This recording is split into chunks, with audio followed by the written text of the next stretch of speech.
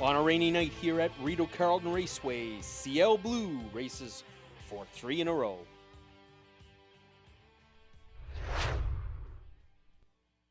Pushing the pace, DA Cinnamon Crunch fighting gamely on the outside against GA Speed Matrix. And here comes a 3-wide move by DA Captain Obvious, unleashed by Ryan Guy for the stretch drive.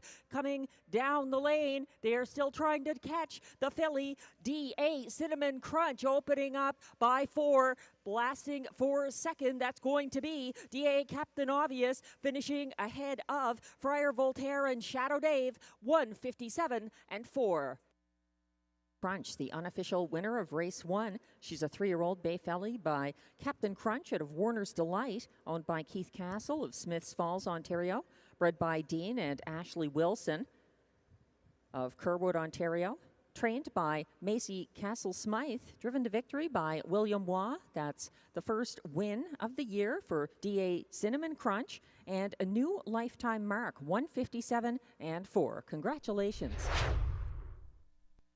3/4, and they're stacking up for the stretch drive now and battling down the lane. It's going to be a bunch of them getting together here in the rain. Cornflakes is leading to his outside. Baby Lou coming on again between horses. Del Gero further back. Cornflakes does it again for Robbie the Rocket Robinson, finishing second. Baby Lou third was Del Gero ahead of CB Caper, 2:01 flat. Now coming back to the Rideau Carleton Winners Circle, it's unofficial race 2 winner, number 7, Cornflakes. A 3-year-old bay gelding by Captain Crunch out of JK Molly. Owned, trained, and driven by Robbie the Rocket Robinson of Metcalfe, Ontario. Cornflakes was bred by Three Brothers Stables of New York, New York. That's the second parimutuel victory for Cornflakes. In 126 and 3, stalked by Lancaster Bomber on his outside, and Persistent Boy is continuing to gain ground in the 3-wide path as they turn for home. Howie's Man has company charging up the inside late as well, and that is Dylan's Bank, but Persistent Boy, persistence pays off, and he gets the win over Dylan's Bank. And Howie's Man holds on for show, 156 and 3. Of Quebec, trained by Guy Waugh, driven to victory by William Waugh, 156 and 3 equals his seasonal mark, win number 3 this year for Persistent Boy. And a strong night so far for driver William Waugh, winning race 3 with Persistent Boy.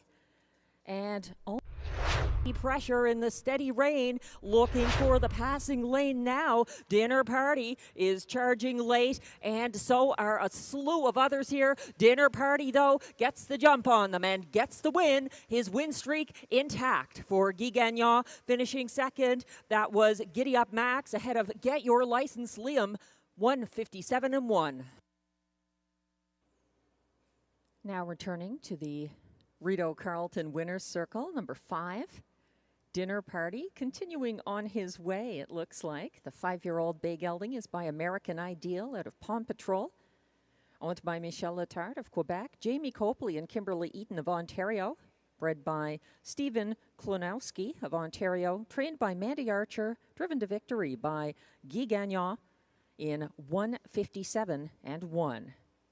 It's his 4th win in a row. Dinner Party.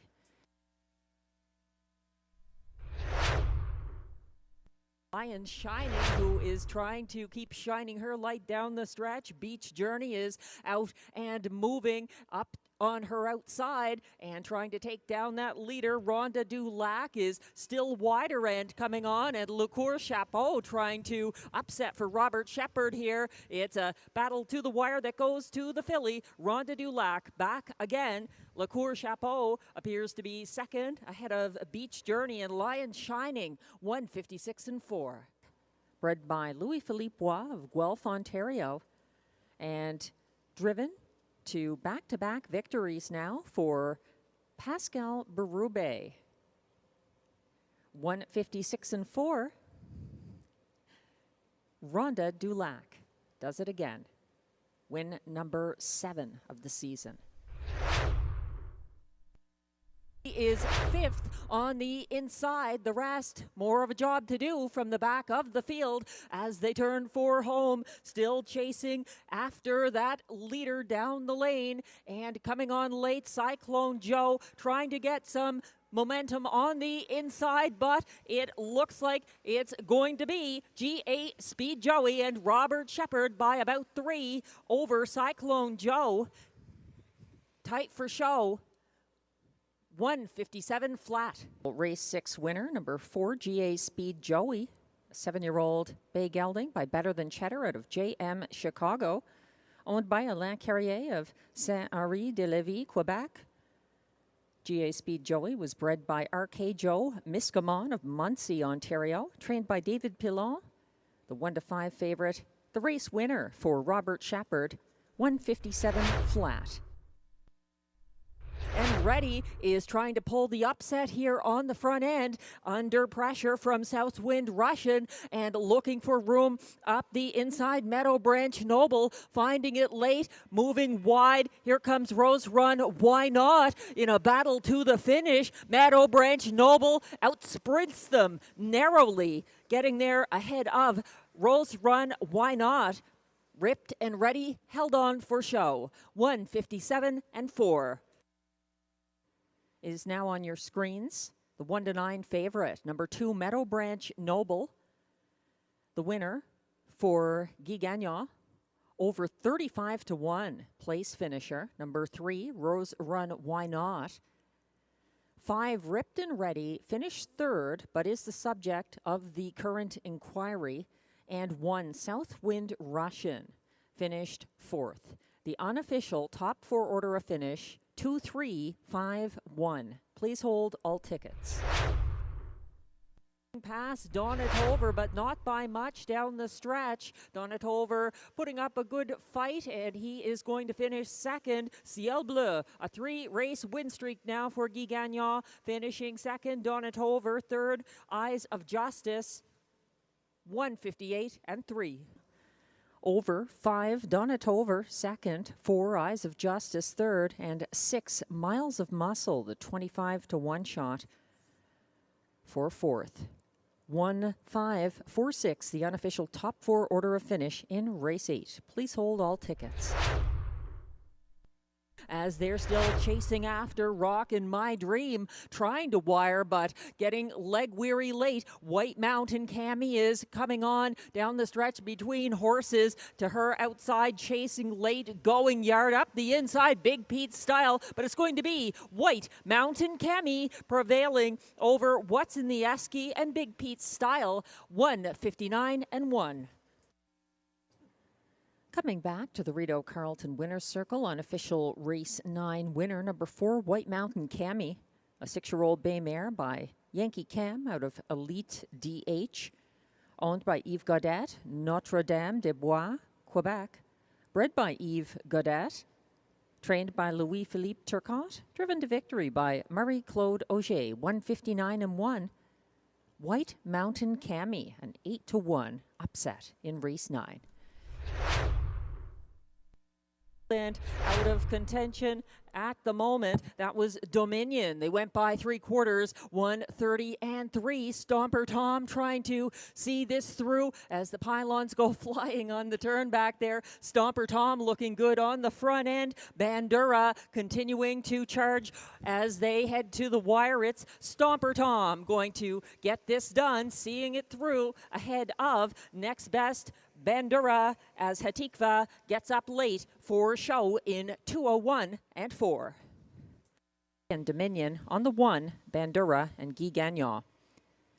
Bandura 2nd to Stomper Tom, now exiting the Rideau Carleton Winner's Circle, a 3-year-old bay gelding by Wheelin' and Dealin' out of Risk Seeker, owned by Wade and Philippe Toussaint of Cardinal, Ontario, bred by Cynthia Graham and William Wolfrey of Warkworth, Ontario, trained by Mike Armstrong, driven by Fly and Run.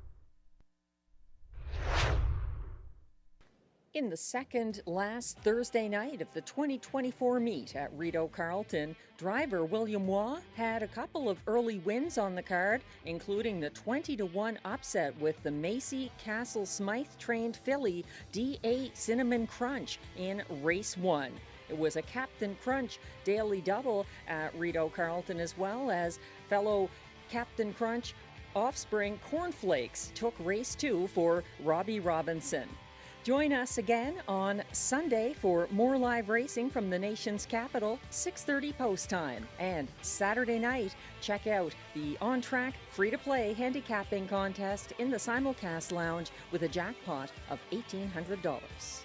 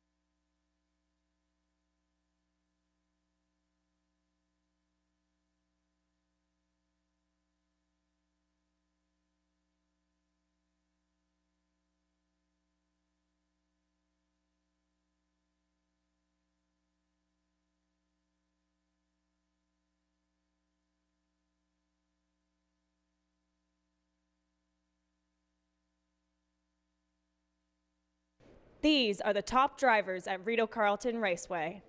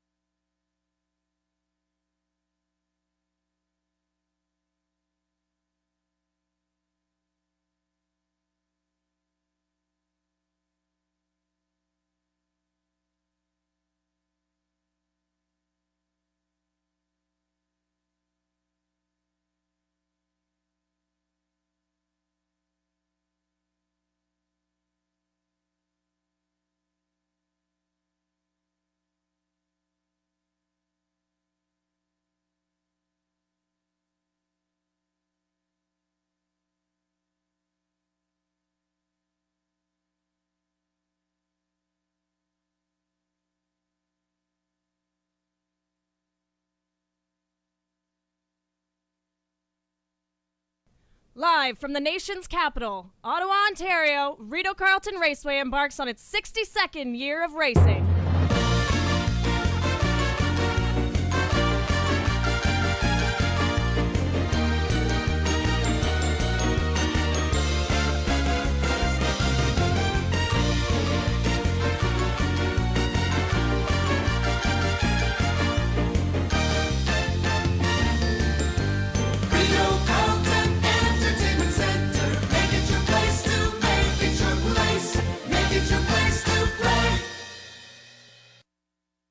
Hello, ladies and gentlemen. Welcome to Rideau Carleton Raceway on this Sunday, November 24th evening.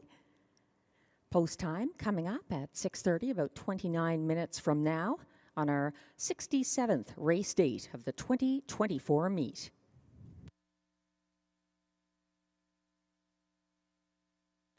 The track is rated fast and weather conditions clear, a temperature of 0 Celsius, 33 Fahrenheit. Winds are out of the southeast, 18 kilometers an hour, 11 miles per hour. Humidity is at 55%.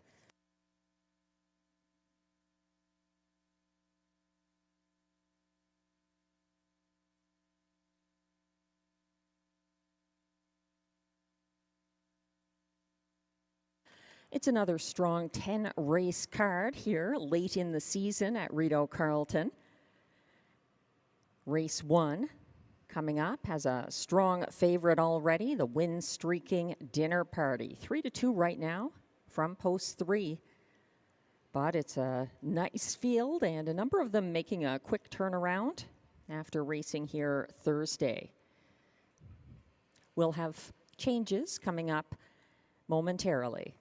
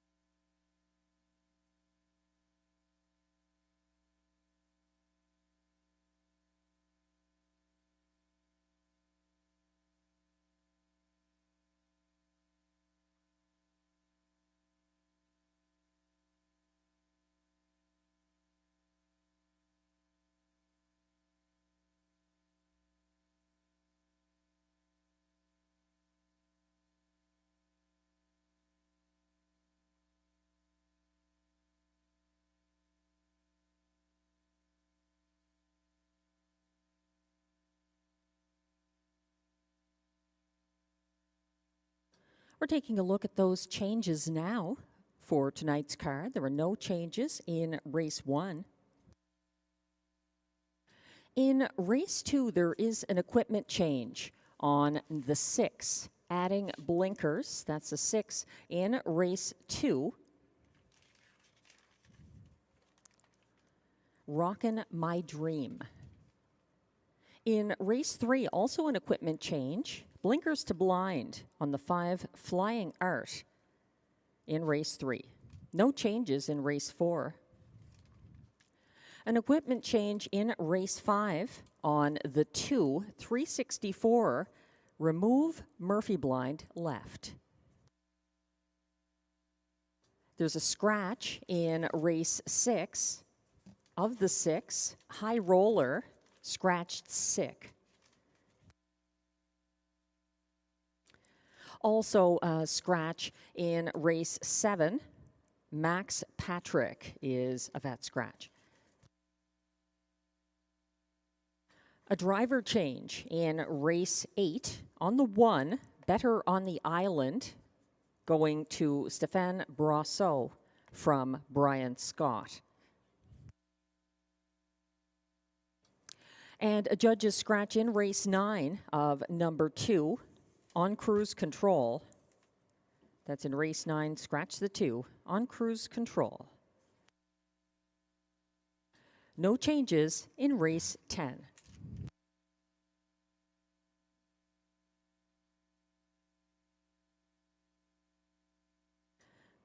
That's all the changes we have for now. But important to note, we have carryovers. We have 2 of them tonight. The pick 5, $1,113.49 for the pick 5, and the high 5, also a carryover, $1,455. So stay tuned. I'll let you know when those are coming up. Right now, though, we're taking a look at track handicapper selections for race 1. Glenn Pearson and myself see it quite similarly, putting Dinner Party on top. He's 6-1 right now from post 3. In the place spot, his stablemate, number 1, the Dog in the Fight, who was claimed back into the Mandy Archer stable on Thursday. For show, Glenn is going with the 5, Sunny Bow. First off the gate, November 14th, and he wired overmatched rivals by open lengths. I like him for 4th, though. I think there's going to be a bit of a battle for the front end this race.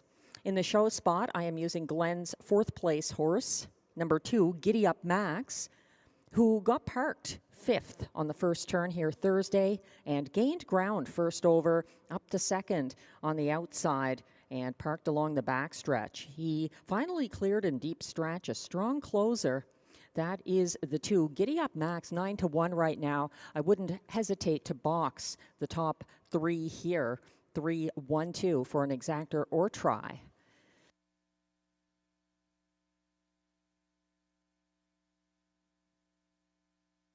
Race 1 has exactor, triactor, superfecta, and early daily double wagering. We're about 23 minutes away from post time. And we have a worth remembering segment coming up, recommended by John McMillan, a great suggestion about a Rideau Carleton horseman with quite a history here, who started out racing a lot at Blue Bonnets in Montreal. Also, we have This Week in Harness Racing with some of the top 3-year-old pacing colts on the continent, and also a Rideau Carleton superstar.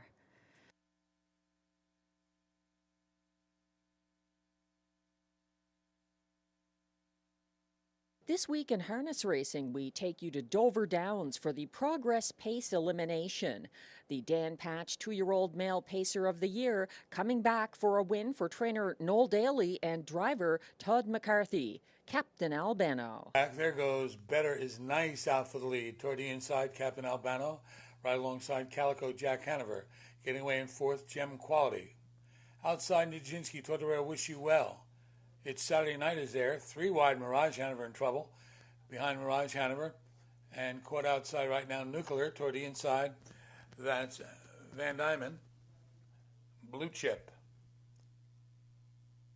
Trailer is Captain Luke as they make their way by the stands. 27 for the opening quarter as they go toward the half. And a lot of action up front. Captain Albano finally to the front. Here comes the Park Nijinsky. Nijinsky's up after lead into the clubhouse turn. Back to second is Captain Albano. Racing third, Better Is Nice, alongside Nijinsky's been out. Make that It's Saturday Night on the outside 4th. With the rail, Calico Jack Hanover. Then comes Mirage Hanover. Down inside, Gem Quality. They went by the half in 54 seconds as they head up the backstretch. And with a short lead, that's Captain Albano. Captain Albano races with Nijinsky. Following outside there is It's Saturday Night. Down toward the inside, Better Is Nice. Third over, Mirage Hanover goes 3 wide. 4 deep out there is Nuclear. They go by 3/4 in 1:22. Midway on the final turn, Captain Albano opens up 2 lengths. Better Is Nice back into second outside the whole way. Nijinsky backs away. Back into third along the rail is Calico Jack Hanover. They come to the top of the stretch, ready to turn for home, and Captain Albano is off by 3 lengths. Captain Albano being chased home by Better Is Nice. Down the inside, Calico Jack Hanover. They come toward the wire. Captain Albano's got it. Captain Albano, Better Is Nice, Calico Jack Hanover, and 4th is Nijinsky, 149 and 4.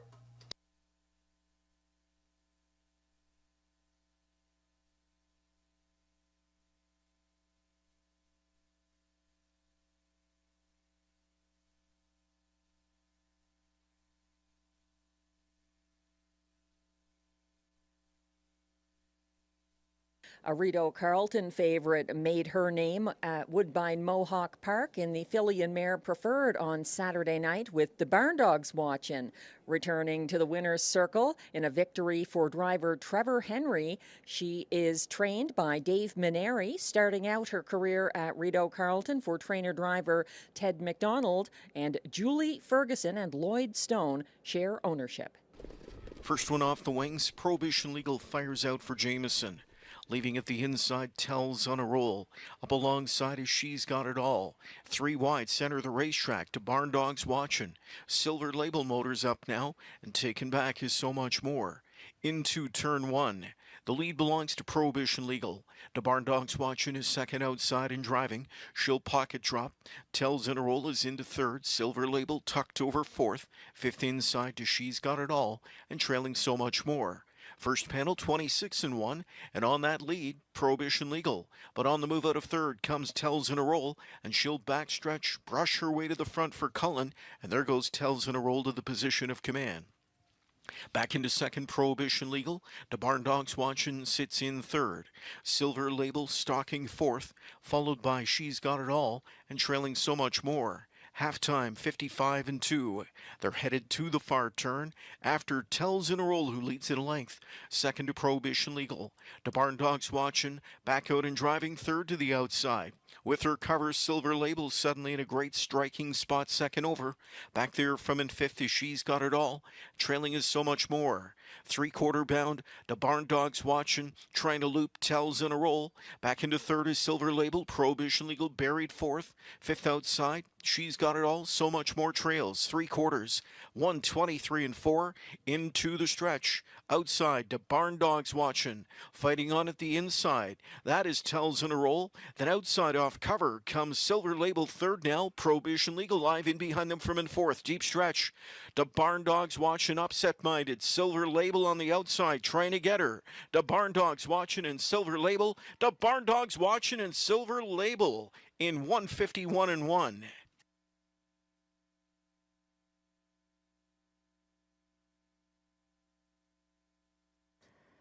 Some exciting racing around North America, and tonight the focus back on Rideau Carleton in the Ottawa area. 18 minutes away from race 1, and there's still strong support for the dog in the fight from the rail. Claimed here on Thursday, and now back in the Mandy Archer stable. Robert Shepard driving, the current 6-5 favorite.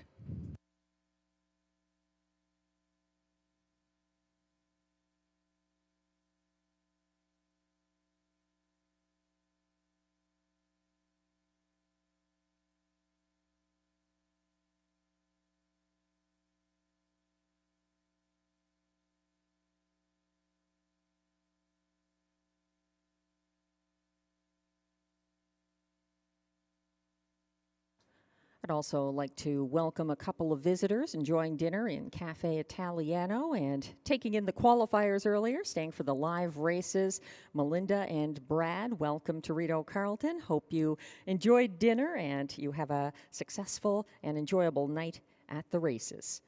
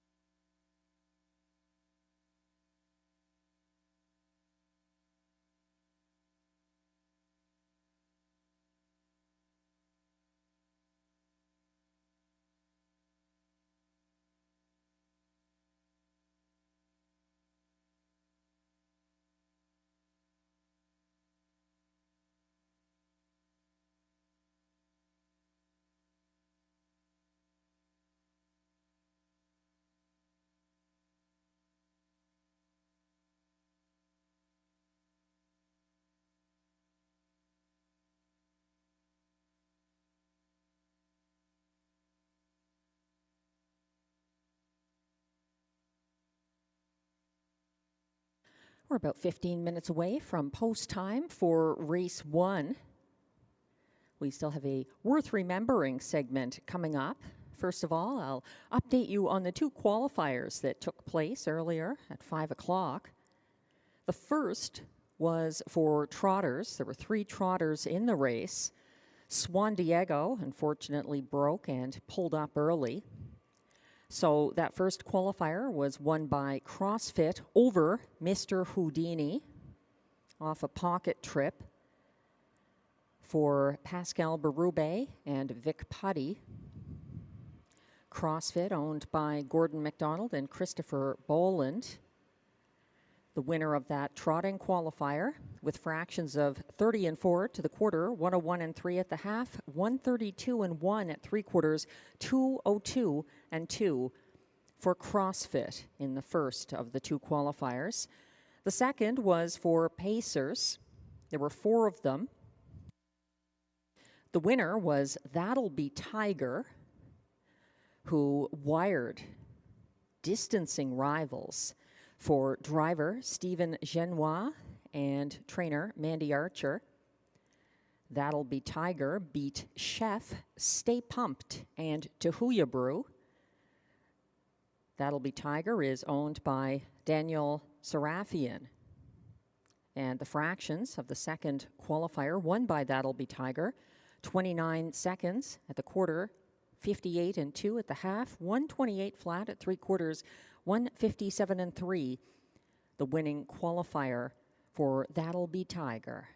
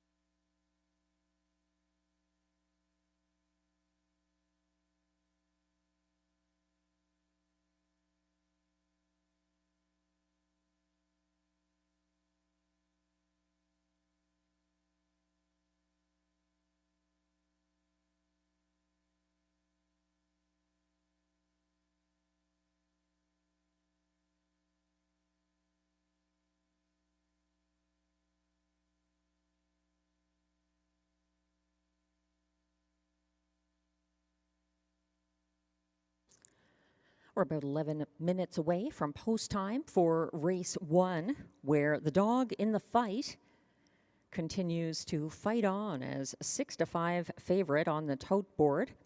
His stablemate Dinner Party, with that 4-race win streak on the line, is the 3 here. He's 5-2 on the tote board. I think the strongest chance of an upset could be from the 2, Giddy Up Max for Vic Putty and William Waugh. This one a very strong closer, finishing second to Dinner Party despite a parked out trip on Thursday. He's 9-1. For the players who are interested in the Pick 5 and High 5 carryovers, take note, race 6 is where you'll want to focus. That Pick 5 carryover, $1,113, and the High 5 carryover, the same race, $1,455. So extra reasons to play Rideau Carleton, in particular, race 6. We just have the 1 Pick 5. That's the first of 2 High 5s offered.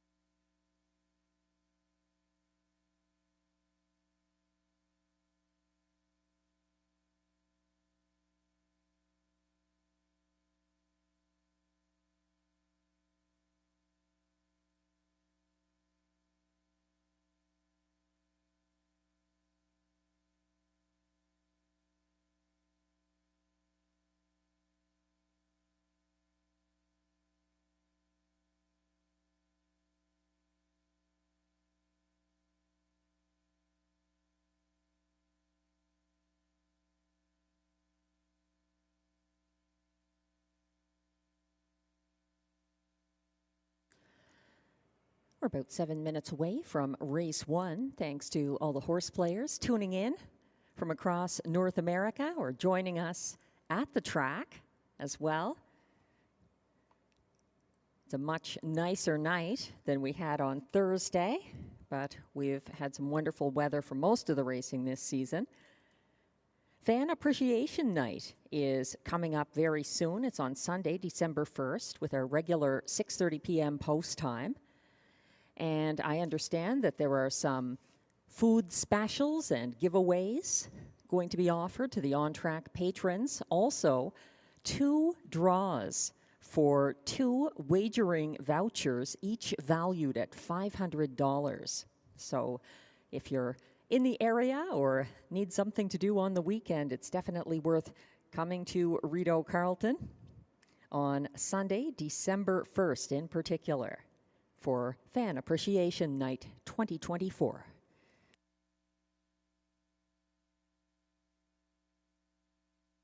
Speaking of appreciation, if you take note on the front cover of the on-track program tonight, you'll notice that the second best UDRS in North America this season is held by Guy Gagnon, a Rideau Carleton regular with a UDRS, Universal Driver Ranking System or rating system, of .416. So congratulations to Guy Gagnon. Impressive not just at Rideau Carleton, but on the scale of the entire North American harness racing industry, second only to Wally Hennessy in UDRS this season.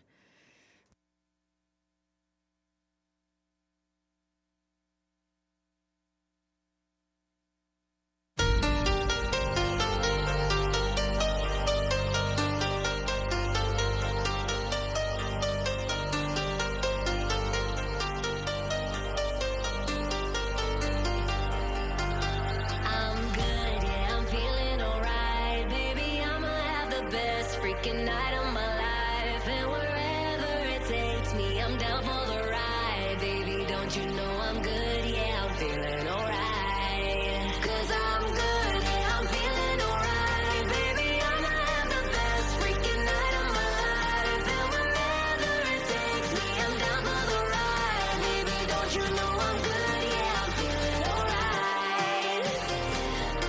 'Cause I'm good, yeah, I'm feeling alright, baby.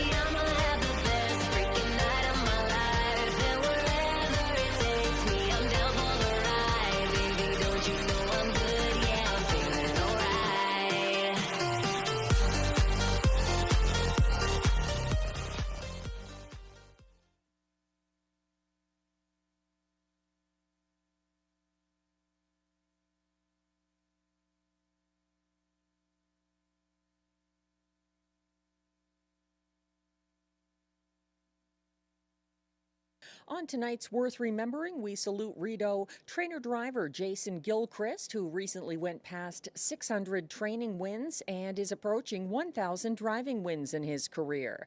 He had a triple with training and driving credits here on July 16th, 2010, including a win with 15-1 long shot Megastar. Got motion into the first turn, and then it's Gilchrist and Megastar coming up in between horses, third on the outside.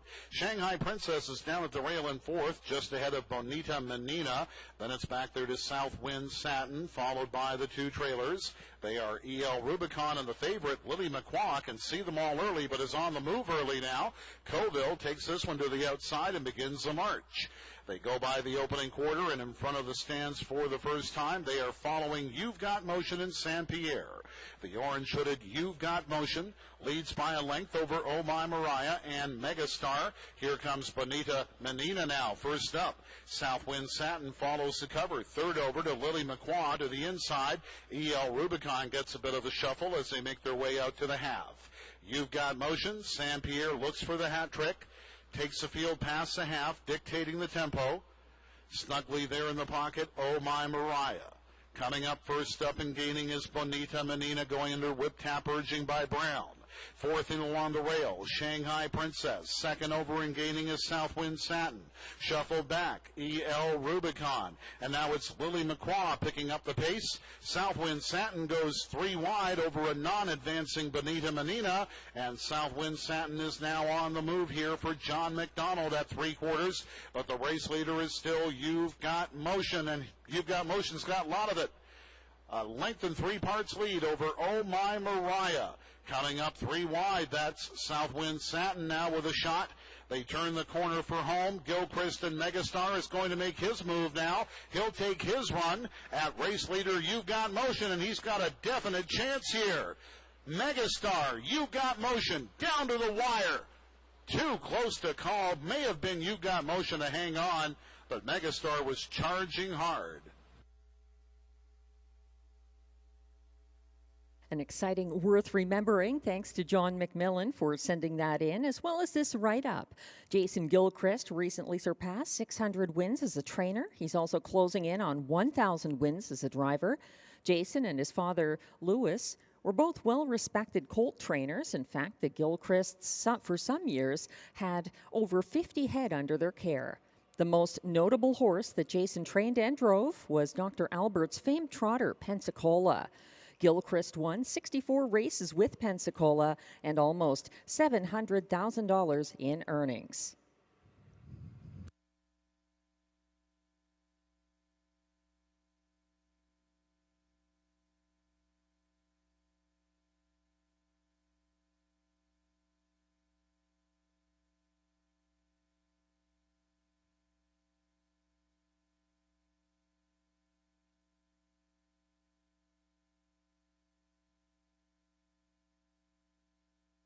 The post parade will be coming on track momentarily for race 1, where Glenn Pearson and myself see it similarly, not quite identically, but we like that 3 over the 1 to start the ticket.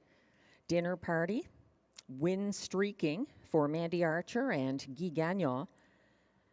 And looking quite good here after the 1:57.1 win on Thursday. That was over a good track with a 1-second variant. He held off Giddy Up Max, who has post position 2 here in race 1. He's overlooked at 16-1. That could be a mistake. William Waugh actually won 2 of the first 3 races on Thursday. The Dog in the Fight, the second choice of both myself and Glenn, was claimed on Thursday, and he's back with Mandy Archer. Robert Shepard getting the catch drive. He was a winner 2 starts back for Jason Gilchrist. An off-the-pace victory, also over Giddy Up Max, on November 17th.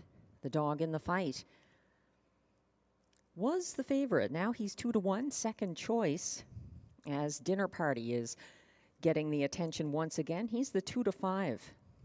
Top choice with the betting public right now. Glenn likes the 5 Sunny Bow to complete the triactor. I'm using that one at the end of my superfecta. And Giddy Up Max, I think, might even be better than third here, but I'm using him third in the ticket.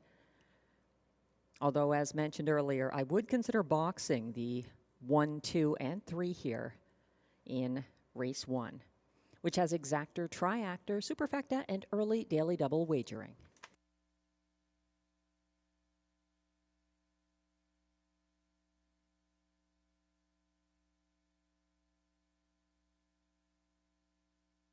And the race 1 paces are coming towards the track now from the paddock for the post parade.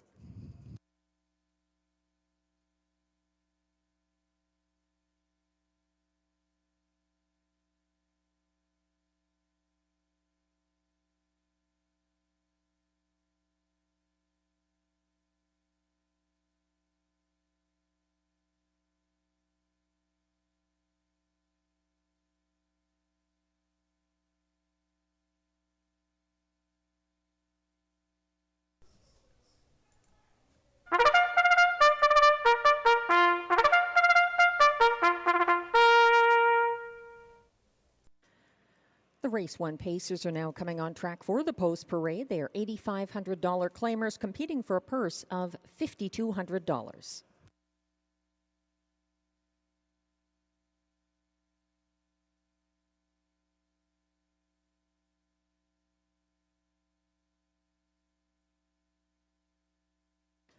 One is The Dog in the Fight, owned by Darren and Dwayne Tingley, trained by Mandy Archer, driven by Robert Shepard. 2 is Giddy Up Max, owned by David Shea, trained by Vic Putty, driven by William Waugh. 3 is the current 2 to 5 favorite Dinner Party, owned by Michelle Letarte with Jamie Copley and Kimberly Eaton, trained by Mandy Archer, driven by Guy Gagnon.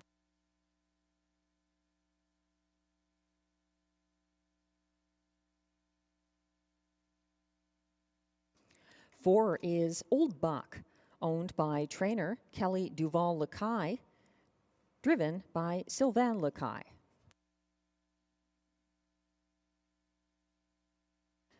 5 is Sunny Beau, owned by a numbered Quebec corporation, trained and driven by Stéphane Pouliot.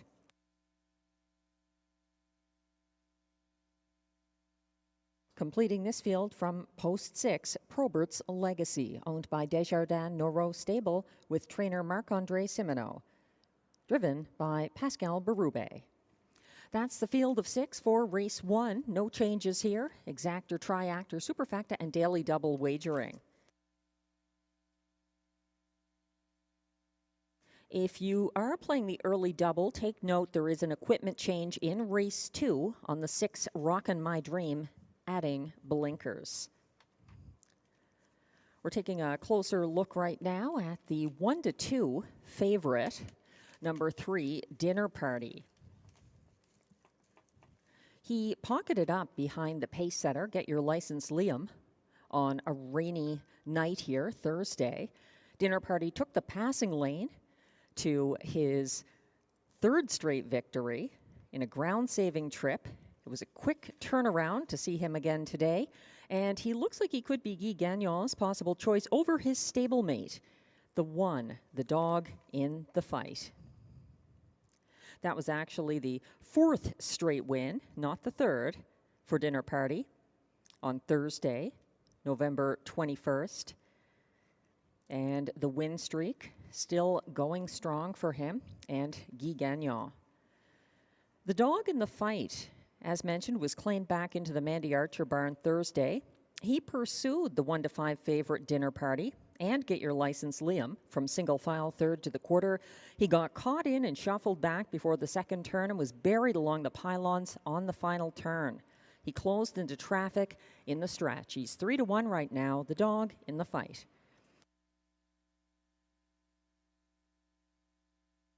2, Giddy Up Max and William Waugh got parked 5th on the 1st turn here Thursday. They gained ground first over up to 2nd outside of leader Get Your License Liam by the half. Giddy Up Max stayed there along the backstretch and finally cleared in deep stretch. It was a strong effort, a gritty mile from the good closer. Giddy Up Max, 12 to 1 right now from post 2. And 5, Sunny Beau, 9 to 1 at the moment, was first off the gate here, November 14th, and he wired a field that wasn't quite up to staying with him. It was a multi-length win for Sunny Beau. He loves the front end, and he's scared me a little bit. He's had some recent breaks. So those have taken place when he's had outer post positions, 5 through 7, and he has post 5 here, so that concerned me a little bit about Sunny Beau, who is currently 9 to 1 from post 5 and coming in off a 2 open length victory, November 17th.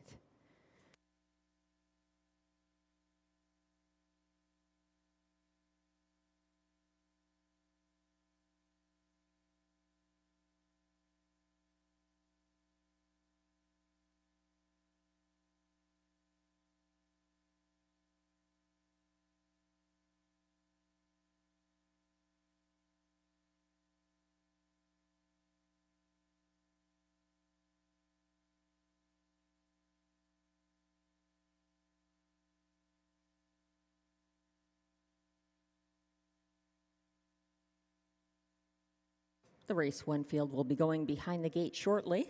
Just an update on Tammy Forgey's free-to-play Saturday night handicapping contest in our simulcast lounge at Rideau Carleton. It took place last night, and at this point, the jackpot has still not been hit. It was not hit last night. It's up to a record of $1,900. So next Saturday night, it's on the line again in the Trackside Simulcast Lounge Saturday evening. You must be at the track to play, but it's always free. So that will be offered on Saturday, the 30th of November, that night in the Simulcast Lounge. The $1,900 jackpot in the handicapping contest.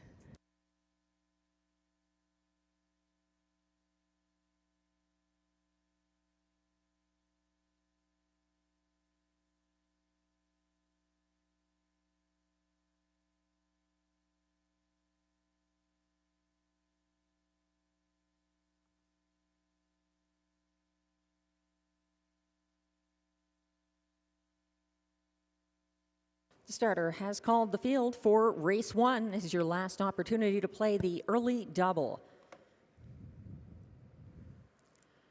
The paces are lining up. 1 is The Dog in the Fight for Robert Shepard. 2, Giddy Up Max, William Waugh. 3, Dinner Party, Guy Gagnon. 4, Old Buck, Sylvain Lacaille. 5, Sunny Bow, a few lengths behind the others as the gate heads on to the turn.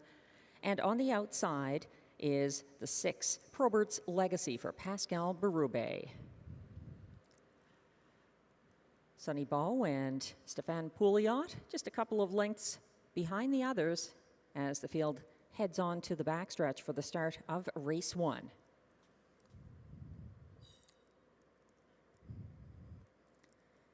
They're lined up.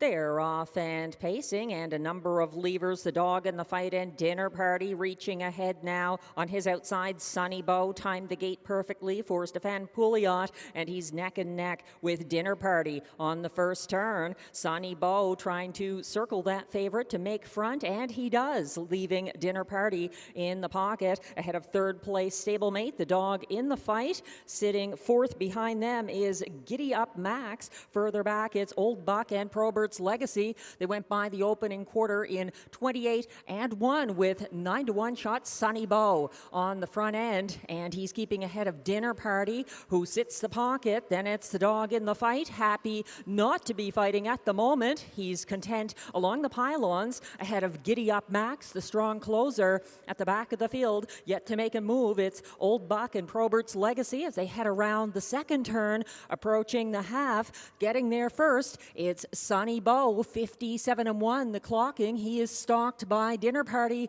Here's a first over move from The Dog in the Fight, who has stepped out to come first over. He's in second now, following that cover. Second over from fourth, Giddy Up Max, to his inside, sitting fifth along the pylons, Old Buck. And gearing up third over from the back of the field is Probert's Legacy. They reach three quarters with Sunny Bow still in control. 125-1. He is being stalked aggressively by The Dog in the Fight. First over in second, looking for the passing lane.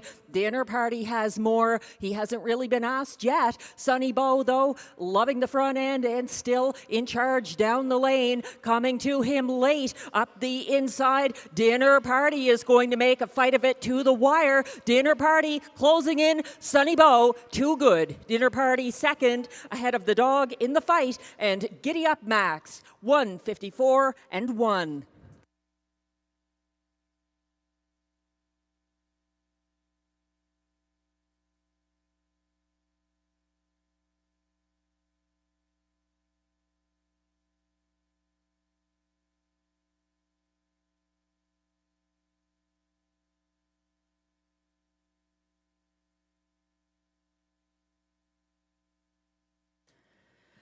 Sunny Bow got the trip he loves, and it paid off perfectly as Dinner Party's win streak comes to an end. Sunny Bow and Stéphane Pouliot get that 154-1 victory.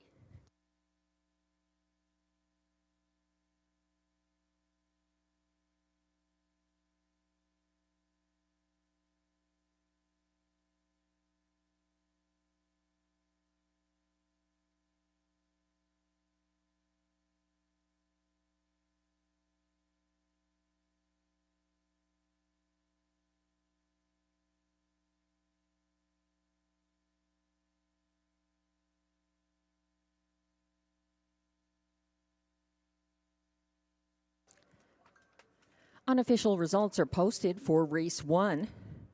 Upsetting at odds of 9-1. It's number 5, Sunny Bow, for Stefan Pouliot. Second was the 3-5 favorite, Dinner Party, from post 3. One, The Dog in the Fight, was third, ahead of the 2, Giddy Up Max, fourth.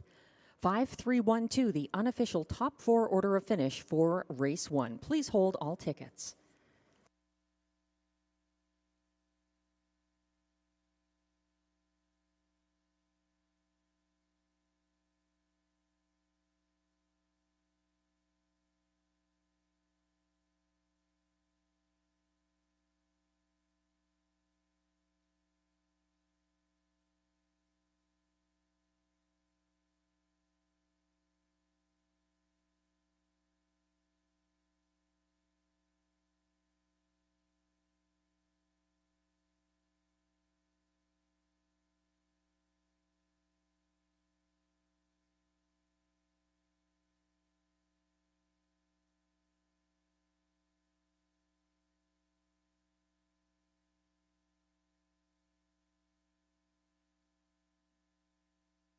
Now returning to the Rideau Carleton Winners Circle, unofficial race 1 winner, number 5, Sunny Bow, an 8-year-old bay gelding by Sunshine Beach out of OC My Bow, owned by a numbered Quebec Corporation of Gloucester, Ontario, bred by Debbie Filsinger of Cargill, Ontario, and Terry Fritz, Walkerton, Ontario, trained and driven to victory by Stefan Pouliot in 1:54-1, just missing his seasonal best. That's win number 7 this year for Sunny Bow. Race 1 is now official.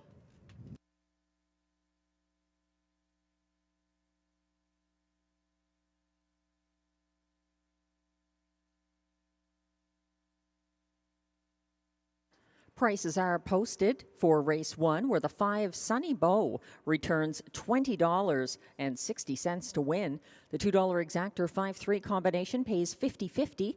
The $1 try 5-3-1 pays $40.95, and the $1 superfecta 5-3-1-2 combination returns $72.20.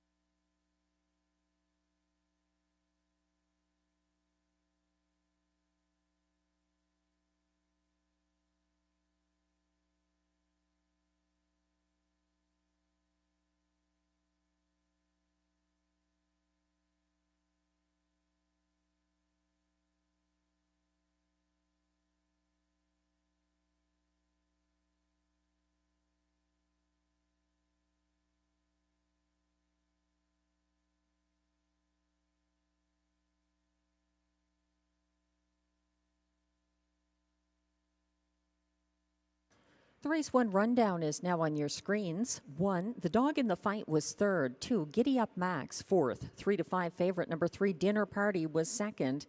4, Old Buck, finished 6th.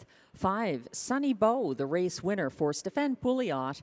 And 6, Probert's Legacy was 5th. From the top down, your program should read 3-4-2-6-1-5. The fractions were 28-1 to the quarter, 57-1 at the half, 125-1 at 3/4, 154-1, the winning mile for Sunny Bow.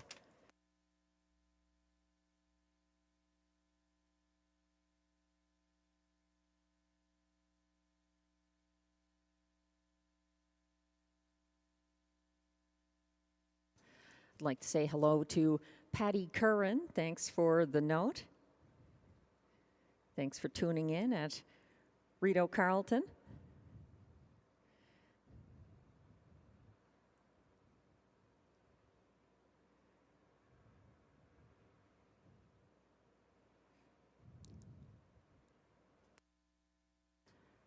In race 2 coming up, we have exactor, triactor, superfecta, and pick 4 wagering.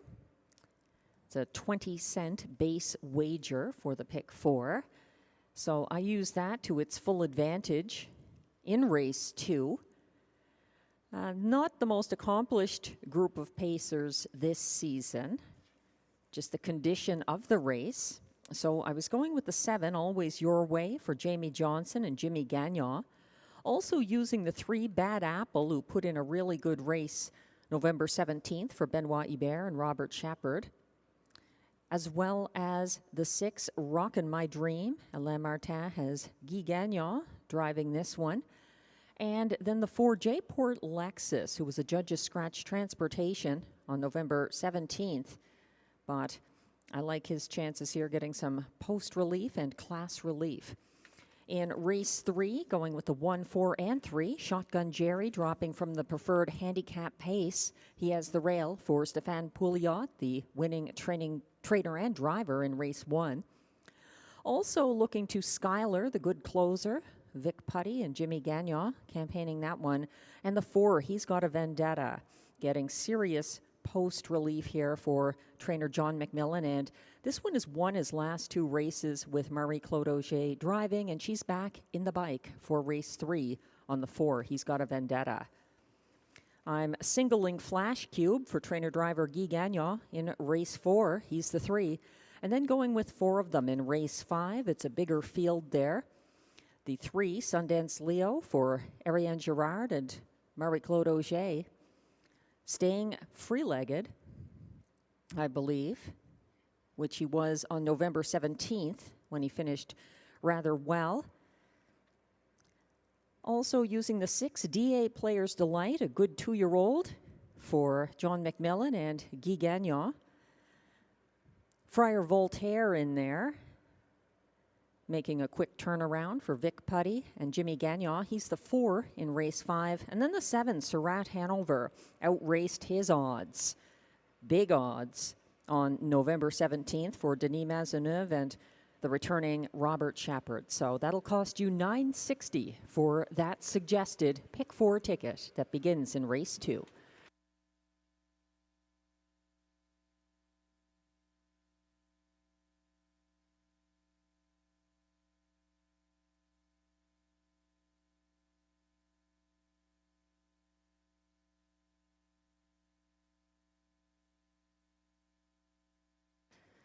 Speaking of race 2 selections, here are the selections of myself and Glenn Pearson. He's got the 3, Bad Apple, on top of his ticket, then the 7, Always Your Way, in the place spot.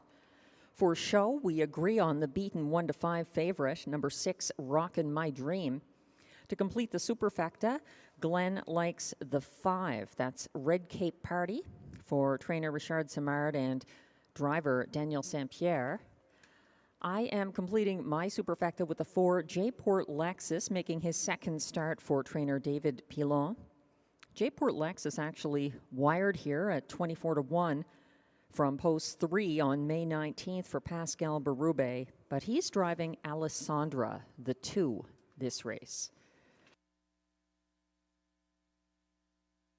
J-Port Lexus, driven here by Stephen Genois, could still be a threat, and he's coming in off a transportation scratch. The betting public siding with Glen. Bad Apple looks like a good bet here. Closing for place behind Sunny Bow, November 17th. And Sunny Bow, a winner again, going back-to-back at Rideau Carleton with his race 1 victory tonight.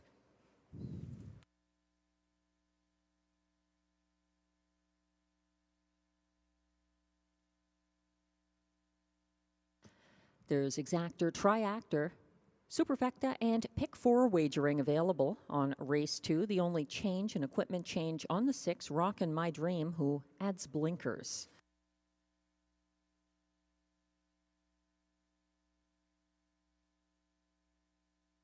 If you are playing the Pick 4 that begins here, also an equipment change in race 3 is of note. The 5, Flying Art, in race 3, going blinkers to blind.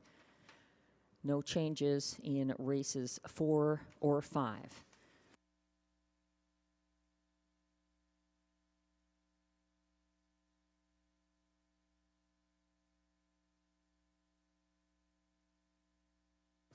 As we wait for the post parade to come to the track, just a look at some of the handicapping here for race 2.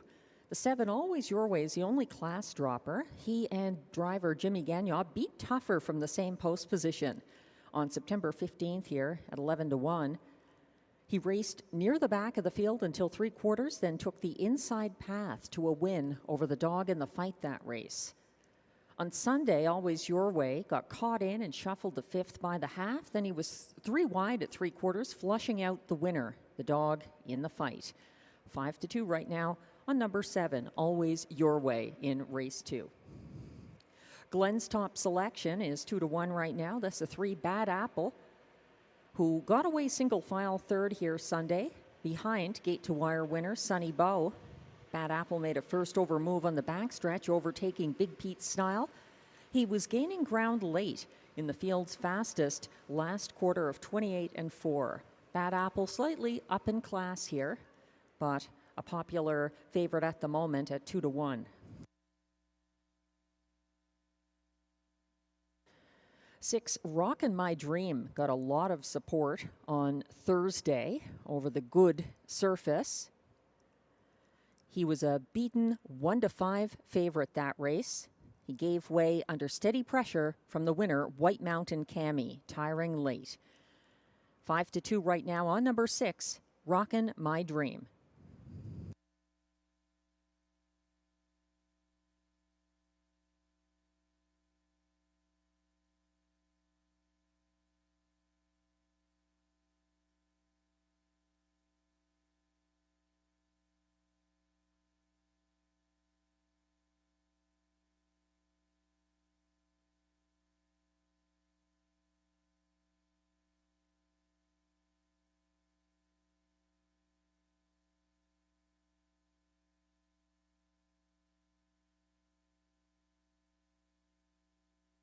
The horses are coming from the paddock now towards the track for the race 2 post parade.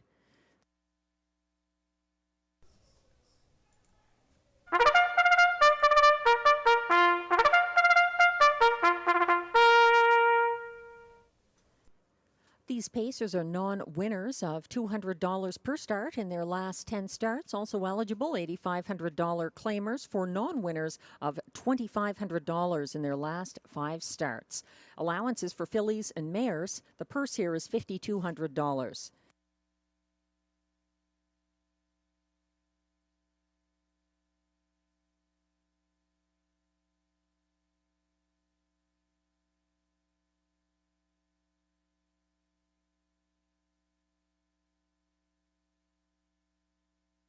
Leading the post parade, number 1, A Sailor's Delight, owned by William Gibson, trained by Brian Gibson, driven by Stéphane Brosseau.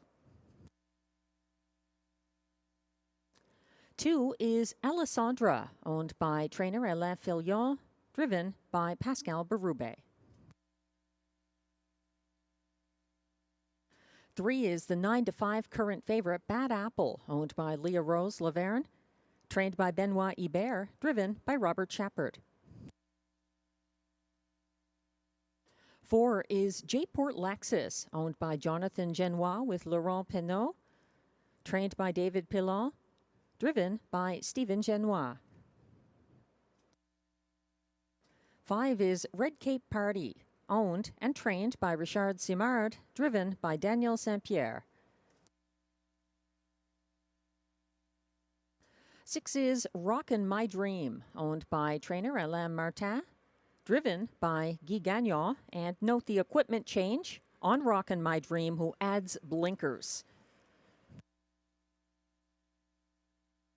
Completing this field, number 7, Always Your Way, owned by Jamie and Sonia Johnson, trained by Jamie Johnson, driven by Jimmy Gagnon.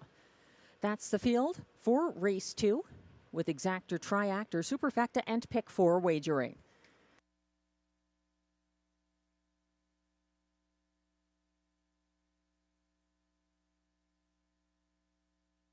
We're taking a closer look at the favorite, Bad Apple from post 3. He followed Sunny Bow throughout much of the race last Sunday, and he was the first to pull and make a first over move on the backstretch. He closed in the field's fastest last quarter, 28-4. So he is clearly showing some good form. It was a big improvement over his start November 10th here, when he finished 6th. However, he was just 2 lengths back in that race as well. It was a near blanket finish in that start for him on November 10th. So he was 2 lengths back again behind winner Sunny Bow on Sunday. And looks good here. Bad Apple, 9-5 from post 3.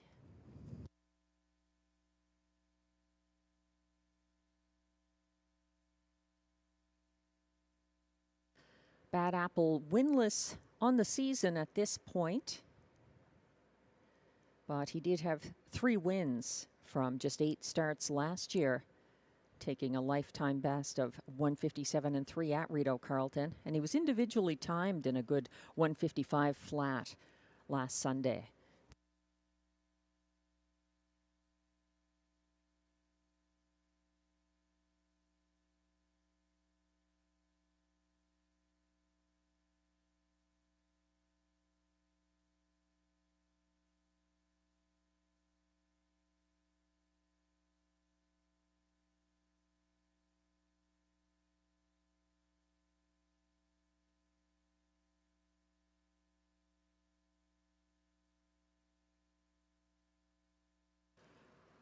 Red Cape Party getting a little bit of extra guidance to go behind the starting gate. Not much time left to play the early pick 4, which begins here in race 2. There's strong continued support for the 3, Bad Apple, and driver Robert Shepard, staying aboard the 3-year-old McWicked gelding.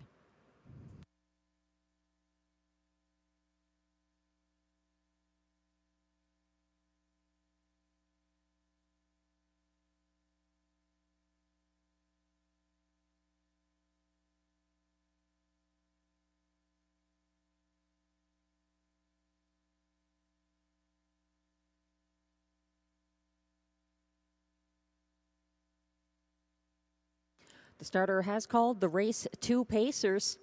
This is your last opportunity to get involved in the early pick 4. They're lining up. Red Cape Party getting a little guidance and now on his way as the field assembles for race 2. From the inside out, they're the 1, A Sailor's Delight for Stéphane Brasseau. 2 is Alessandra, Pascal Berube. 3, Bad Apple, Robert Shepard. 4, J-Port Lexus, Stephen Genois. 5, Red Cape Party, Daniel Saint-Pierre. 6 is Rockin' My Dream for Guy Gagnon. And on the outside is 7, Always Your Way, Jimmy Gagnon. They're all on gate. A Sailor's Delight, the last to join them on the turn, as the starting gate moves on to the Rideau backstretch for race 2.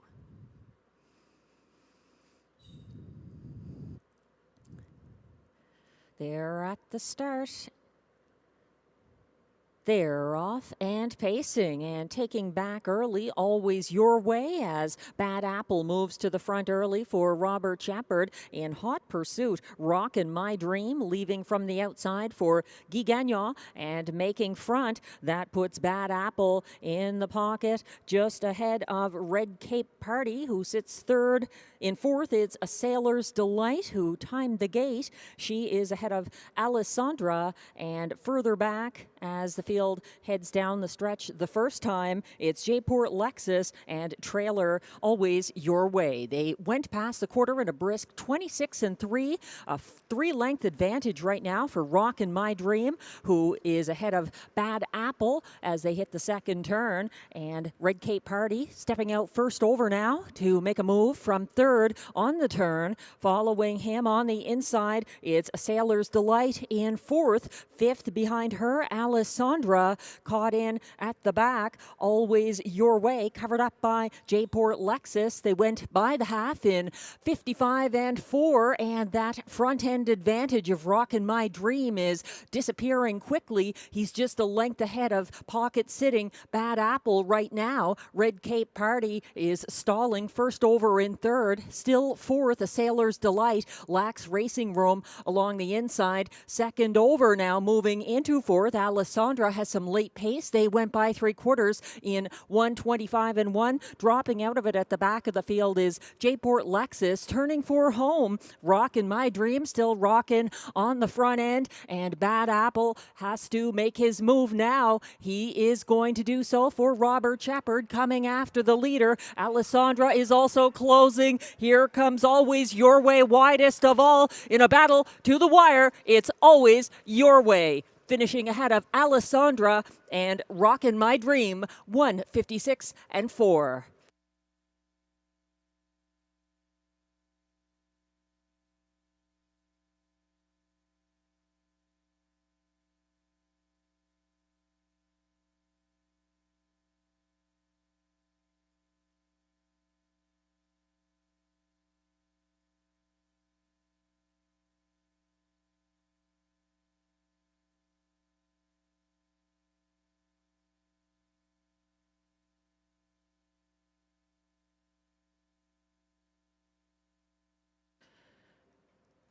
Most of the field was part of the stretch battle, and in the end, the outside post position gets it for the class dropper Always Your Way, coming on late for Jimmy Gagnon in the 1:56-4 mile.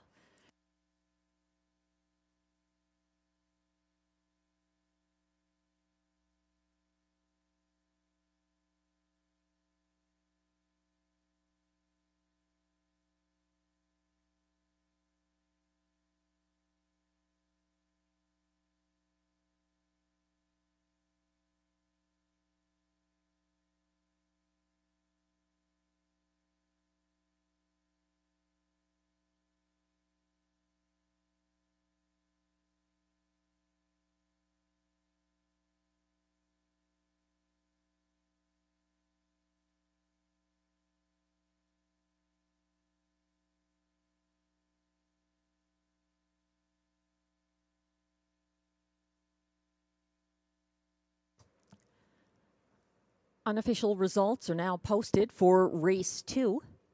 At odds of 3-1, the winner from post 7, Always Your Way, and driver Jimmy Gagnon. Second, 15-1 long shot, number 2, Alessandra. Finishing third was the 9-5 co-favorite, number 6, Rockin' My Dream, ahead of Bad Apple, who was co-favorite as well, 9-5. Number 3, Bad Apple, completing the superfecta there. The unofficial top 4 order of finish, 7-2-6-3. Please hold all tickets.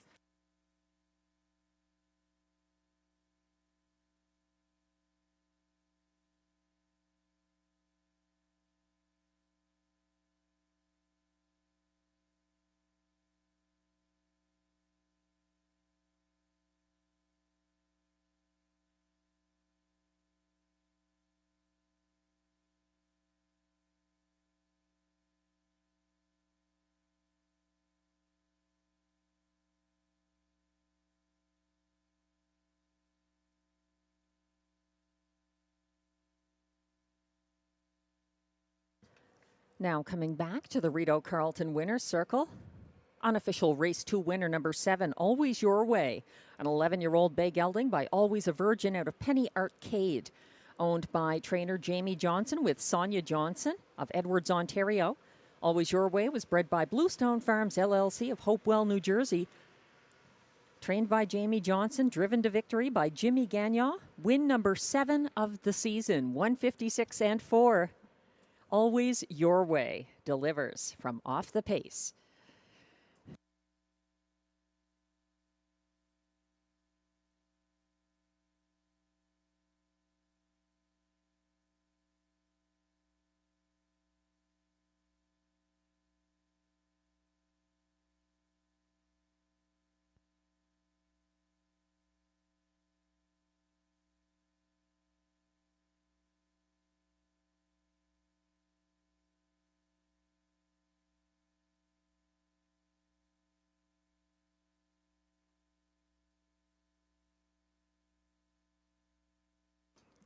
Race 2 is now official.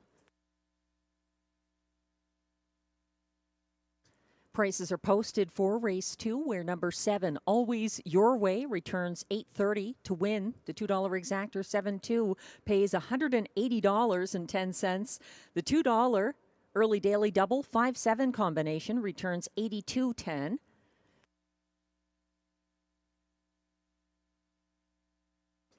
The $1 triactor 726 pays $454.40, and it's $1,806.30 for the $1 superfecta 7263 combination.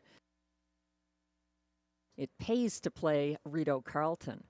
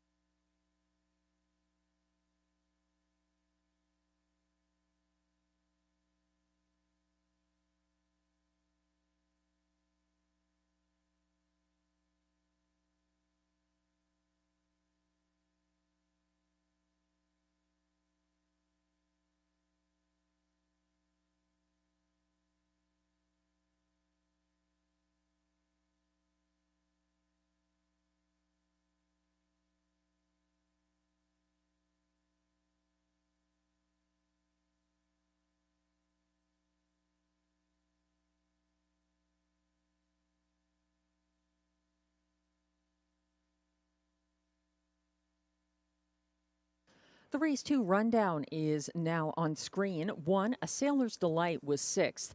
2, Alessandra closed for place. 3, Bad Apple was 4th as beaten 9-5 co-favorite. 4, J-Port Lexus 7th. 5, Red Cape Party 5th. 6, Rockin' My Dream was 3rd as 9-5 co-favorite. 7, Rockin' My Dream swept by late for the win for Jimmy Gagnon. From the top down, your program should read 624-7531. The fractions were 26-3 at the opening quarter, 55-4 at the half, 125-1 at 3/4, 156-4 the winning mile for Always Your Way.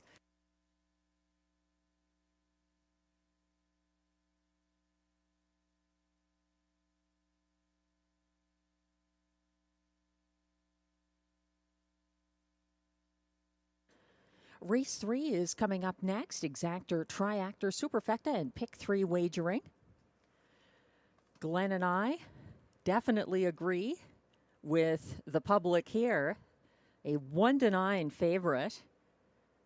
Shotgun Jerry has the rail, a post that he enjoys, although it hasn't helped him get a win in his last few starts. He's had the rail in his last two, November 10th and 17th, but he was in so deep in the Rideau Preferred Handicap with some strong closers like I Am a Rocket and the Light Speed, so he wasn't able to get the win, even though he's been pacing some fast miles and always competitive. So he's 1-9 now on the class drop.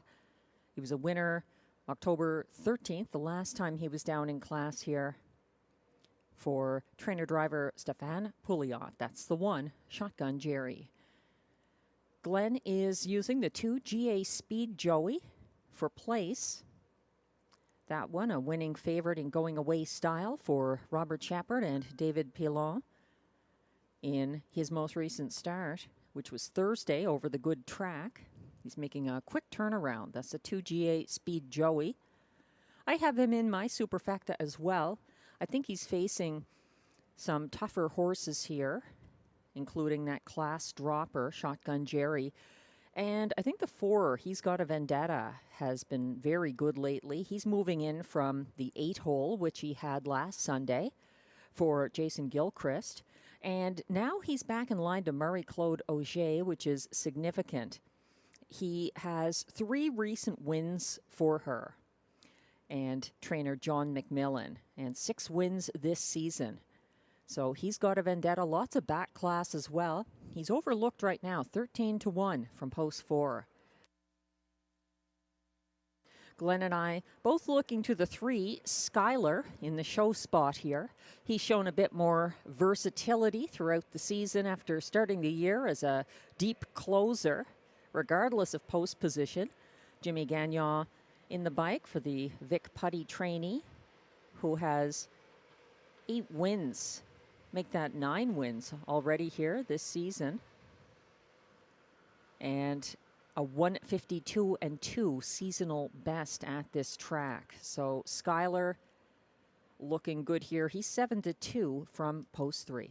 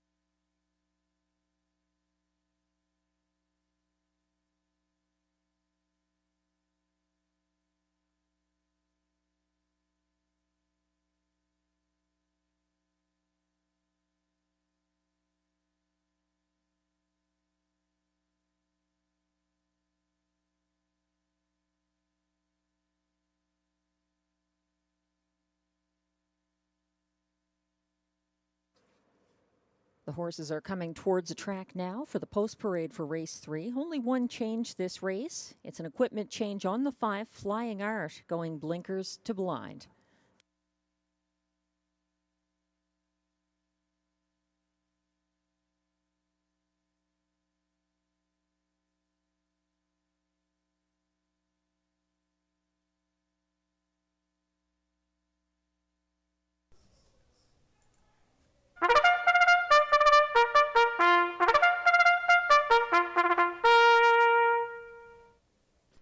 And the race 3 pacers are stepping on track for the post parade. They're non-winners of $6,000 in their last 5 starts, also eligible non-winners of $925 per start this year. Also eligible $18,000 claimers. They race for a purse of $8,000.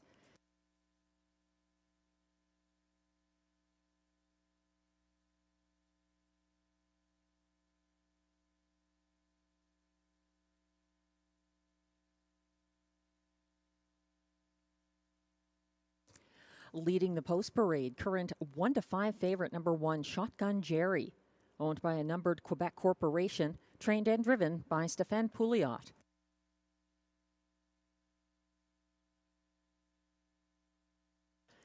Two is GA Speed Joey, owned by Alain Carrier, trained by David Pilon, driven by Robert Chappert.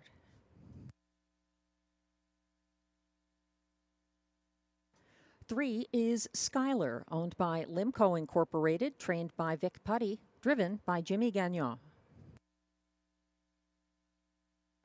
Four is He's Got a Vendetta, owned by Elizabeth Adam with Aidan Keeley Griffiths, trained by John McMillan and driven by Marie-Claude Auger.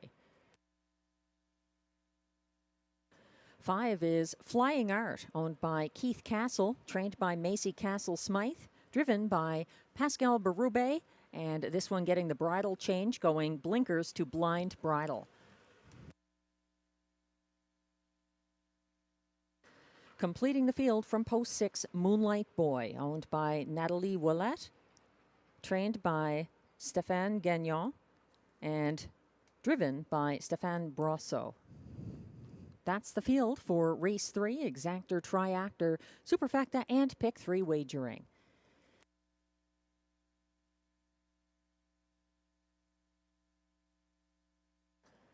Shotgun Jerry following around the starting gate. He's looking eager out there.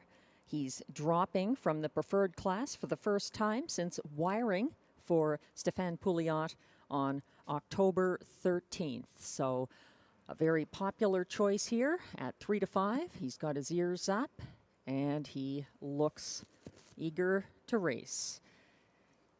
The 4, He's Got a Vendetta, won his last 3 for Marie-Claude Auger, stalking the pace at lower levels.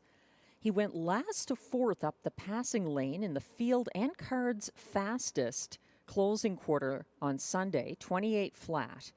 And some post relief here for the 4, He's Got a Vendetta, who is dropped to odds of 7 to 1.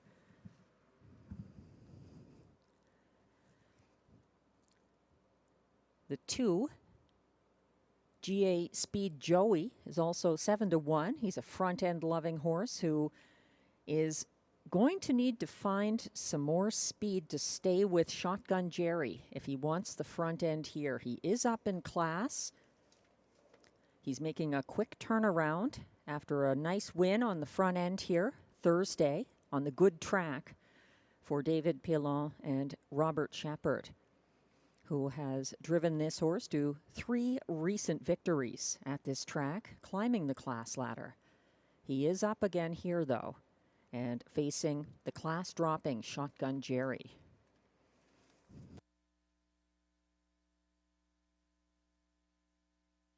The 3, Skylar, was parked past the opening quarter Sunday by Sun Chip. Then he was cleared by the winner, Perpetual Rock, on the second turn after he had made front. He had a mild late bid after making 2 earlier moves. That's the 3, Skylar, at odds of 5 to 2 right now.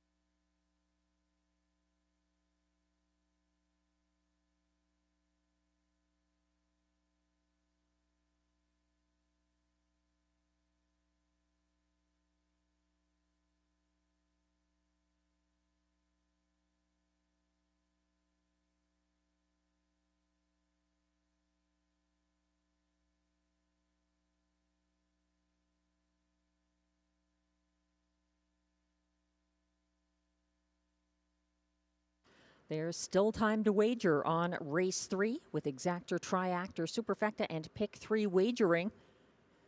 3 to 5 support for favorite Shotgun Jerry from the rail. And the starter has called the field for race 3.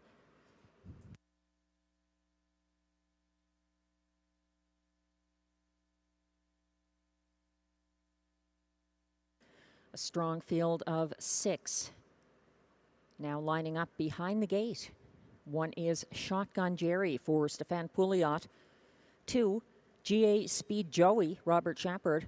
3, Skylar, Jimmy Gagnon. 4, He's Got a Vendetta, Marie-Claude Auger.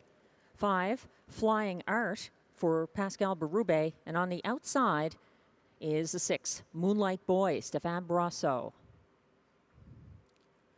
Moonlight Boy, the last to line up.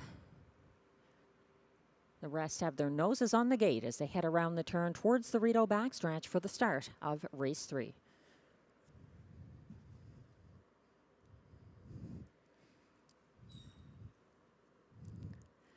They're lined up.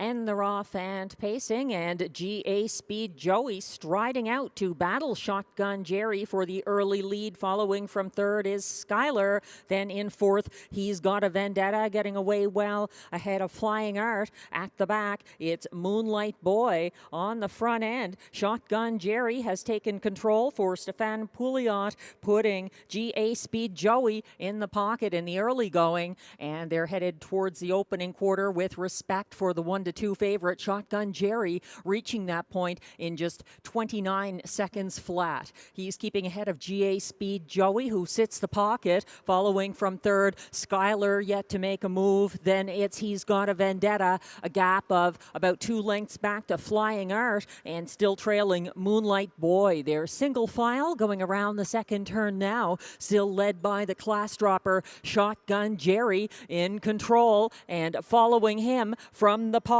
is GA Speed Joey, and they went by the half in 59-1, a 30-1 breather for Shotgun Jerry, who leads by a length and a half. GA Speed Joey well within range. Skylar looks to be gearing up now to come first over out of third. It's a gap of about 5 lengths back to He's Got a Vendetta. Following from fourth, gapping behind him in fifth, Flying Art, and still trailing by multiple lengths is Moonlight Boy. 3/4 reached in 1:26.4. Still going strong on the lead. Shotgun Jerry, the first over move of Skylar, has backed off. He's now third from first over, and GA Speed Joey is going to take his shot coming down the stretch. GA Speed Joey coming after Shotgun Jerry, moving up the inside. Look at He's Got a Vendetta flying to the wire, but too good. Shotgun Jerry on the front end gets the win.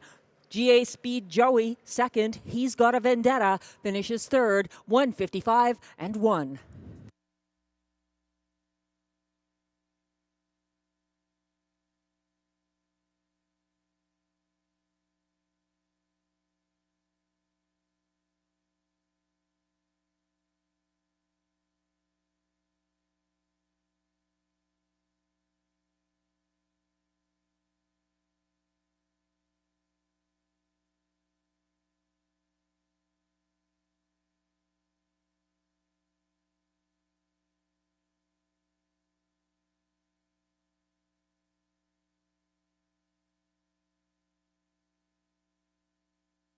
The utmost of respect for Shotgun Jerry, but not when it came to the stretch drive. GA Speed Joey, a very good second, and look at that show finish from He's Got a Vendetta. Spectacular. Coming up the passing lane late. An exciting battle to the wire in race 3. The unofficial results are now posted for race 3. The 1-2 favorite, number 1, Shotgun Jerry, gets the win for Stefan Pouliot. That's his second so far of the night. The 2, GA Speed Joey, second. 4, He's Got a Vendetta, third. And 3, Skylar, fourth. The unofficial top 4 order of finish, 1, 2, 4, 3. Please hold all tickets.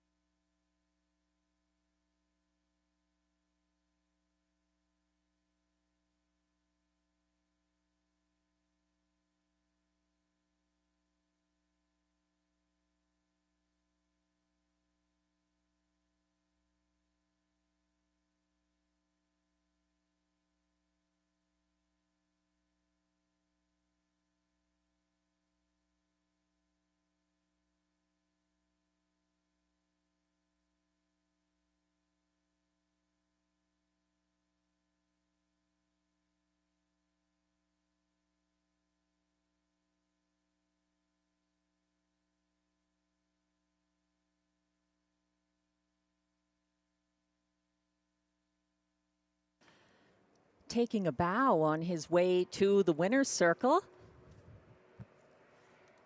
It's unofficial race 3 winner, number 1, Shotgun Jerry. He's a 5-year-old brown gelding by Royal Majesty out of Michiko, owned by a numbered Quebec corporation of Gloucester, Ontario. Bred by Winback Farm of Chesapeake City, Maryland. Trained and driven by Stéphane Pouliot to his 4th win this season, 1:55-1. Shotgun Jerry, congratulations.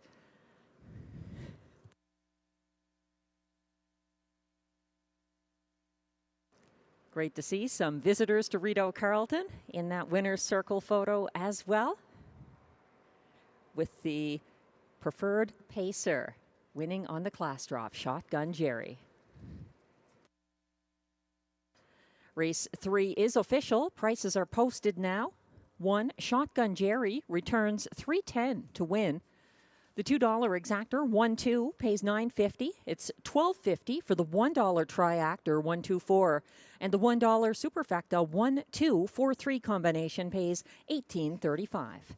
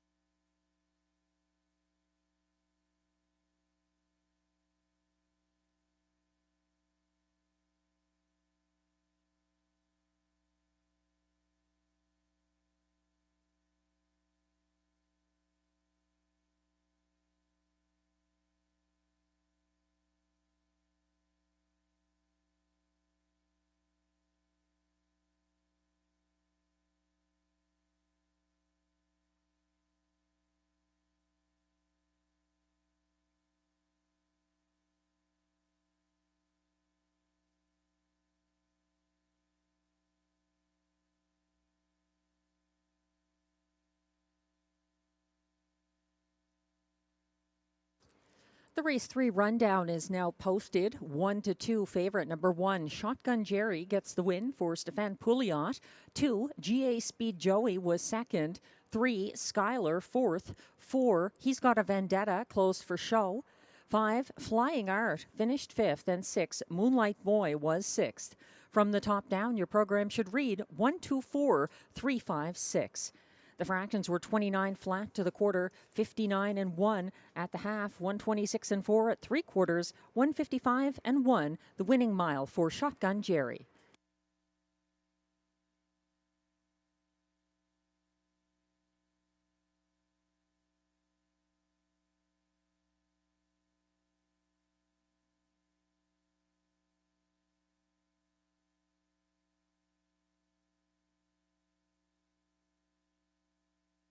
Race 4 is coming up next, the beginning of another Pick 4 sequence. There's also exactor, triactor, and superfecta wagering. And as you can see, my suggested Pick 4 is a very frugal ticket, singling in the last 2 legs. I really like Sunchip, the 9 for Patrick Dillon and Pascal Berube in race 6. And also in race 7, I am singling the 4 there. That's DA Magic Mike, who's been spectacular for Mandy Archer and Guy Gagnon. Finishing second to Conquest Sealster last Sunday, but now reunited with Guy Gagnon in the bike. In upcoming race 4, though, I quite like Flash Cube's chances here, dropping from the preferred handicap, but I think there are others who are strong contenders, like the 6, Monty's Gone Marble, pacing some of the best miles of his life recently for John McMillan and Jason Gilchrist, and also the 1, Day Delight. This one very competitive this year, 8 wins for Vic Putty and Jimmy Gagnon, and with the rail, which he likes quite a bit, he was a recent winner. That was back on October 27th in gate to wire style over Perpetual Rock and Skylar. So going 3 deep in race 4. And then in race 5, that's a field of 8, less experienced pacers, light in the win column. So using a number of them there. The 3, Sundance Leo for Ariane Girard and Marie-Claude Auger. Also the 6, DA Players Delight for John McMillan and Guy Gagnon. The 4, Friar Voltaire, Vic Putty and Jimmy Gagnon. And the 7, Surratt Hanover for Denis Maisonneuve and Robert Shepard.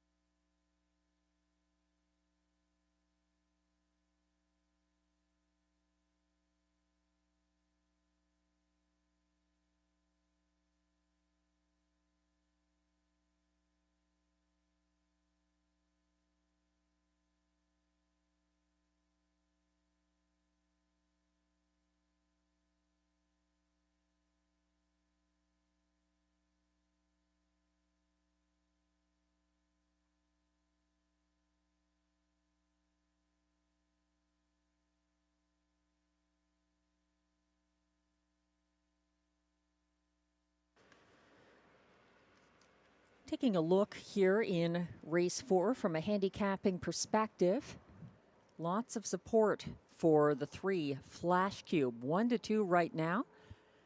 As the horses come towards the track for the post parade, he's getting some serious respect, as he usually does anytime he races below the Rideau preferred handicap level, at least from me. Flash Cube crushed on the front end for Guy Gagnon October 20th, September 11th, and September 1st, when he had some class relief and he had his trainer driver in the sulky. He's down in class here. That's the 3, Flash Cube.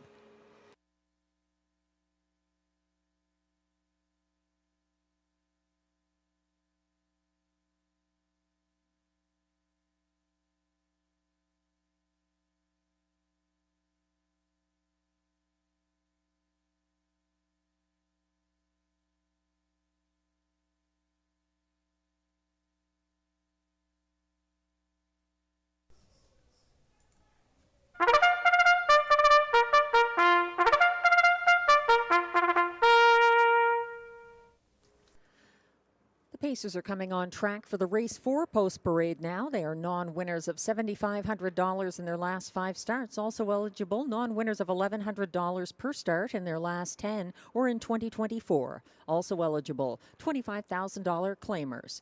They're racing for a purse of $8,500.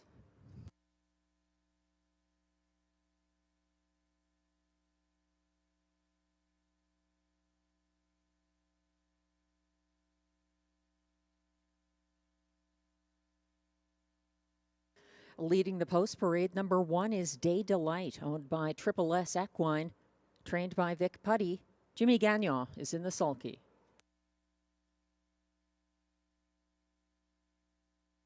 2 is St. Lad's Beat It, owned by trainer Patrick Dillon with Patty Hoskin and Steve McGill. Stéphane Brosseau drives.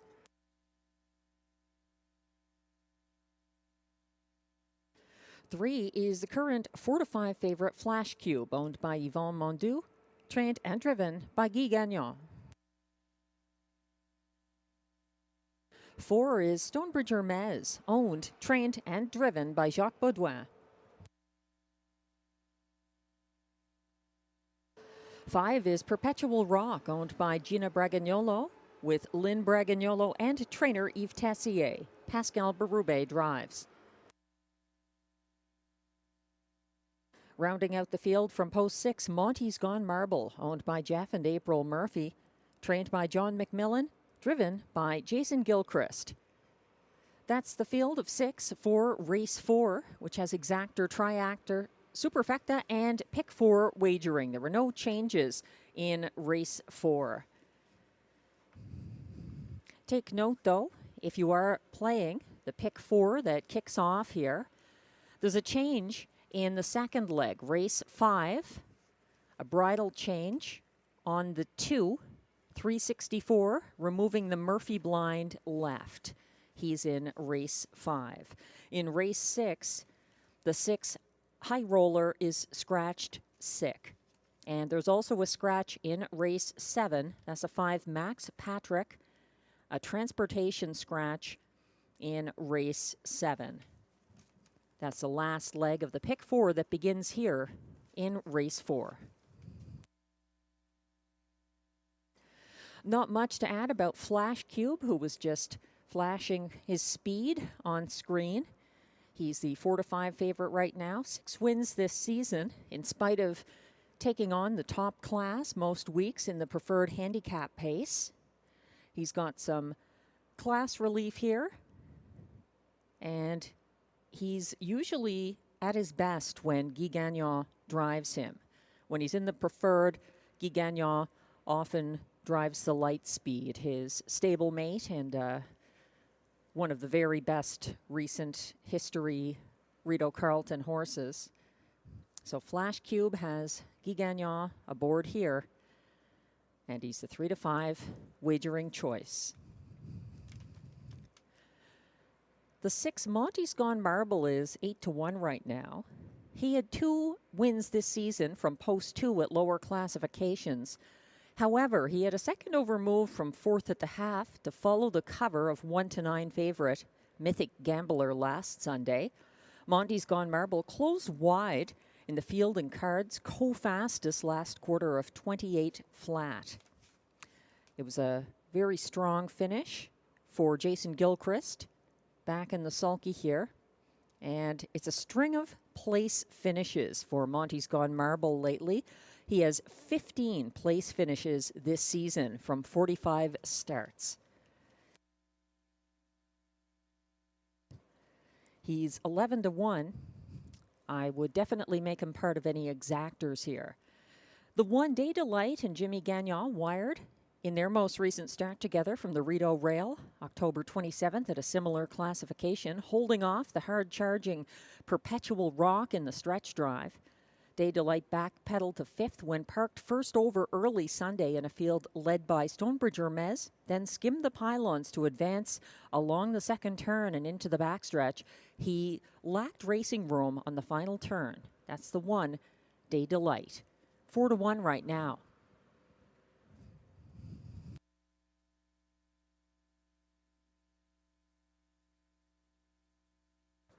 There's some post relief here for the 2, St. Lad's Beat It, who won his last start for Stéphane Brosseau, October 20th on the front end at a lower classification. He pocketed up behind pace-setting Stonebridge Hermes here Sunday and was edged out for show. That's a 2, St. Lad's Beat It, 7-1 on the board.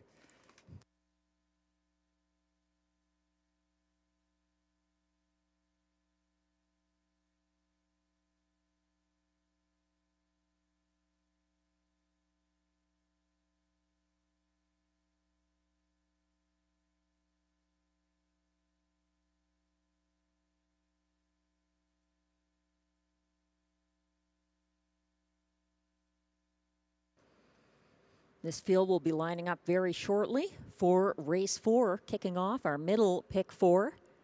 Windows remain open.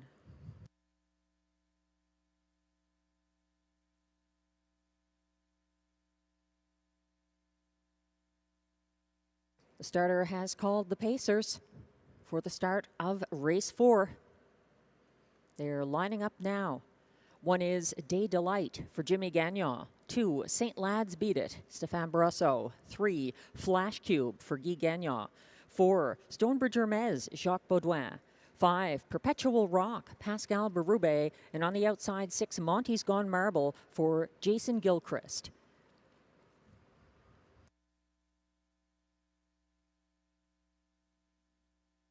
They're lined up on the turn.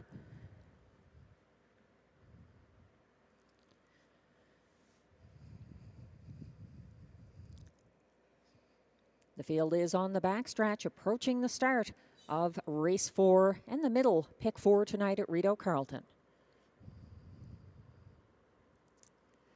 They're off and pacing, and St. Lads Beat It, and Stéphane Brosseau moving between horses early to take the early lead, backing down to third. Day Delight under tight lines, coming first over now, sticking a neck in front and moving to the lead. Flash Cube for Guy Gagnon, quickly opening up by 2 over next closest St. Lads Beat It. Single file third, that's Day Delight, and looking to come first over out of fourth possibly. Stonebridge Hermes looking live on the first turn.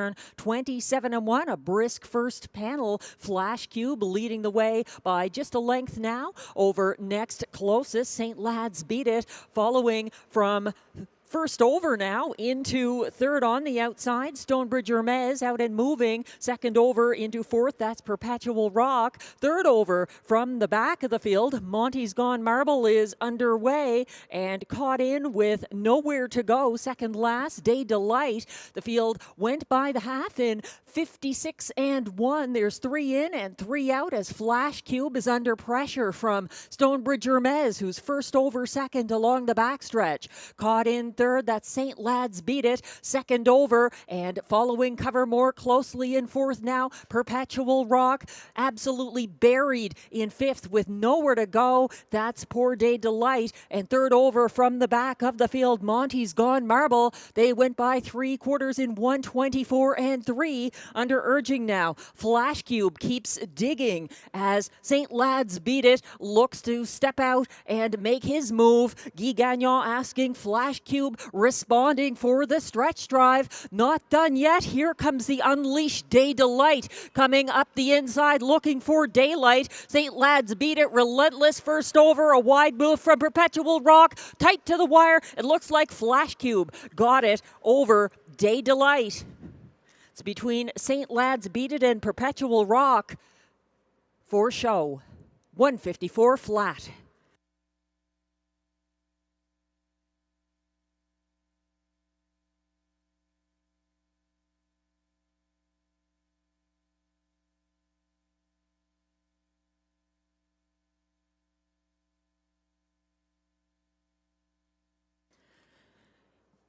In a thriller of a stretch drive, Flash Cube leading the way. Day Delight looking for daylight up the inside and falling just a head short in that very close finish.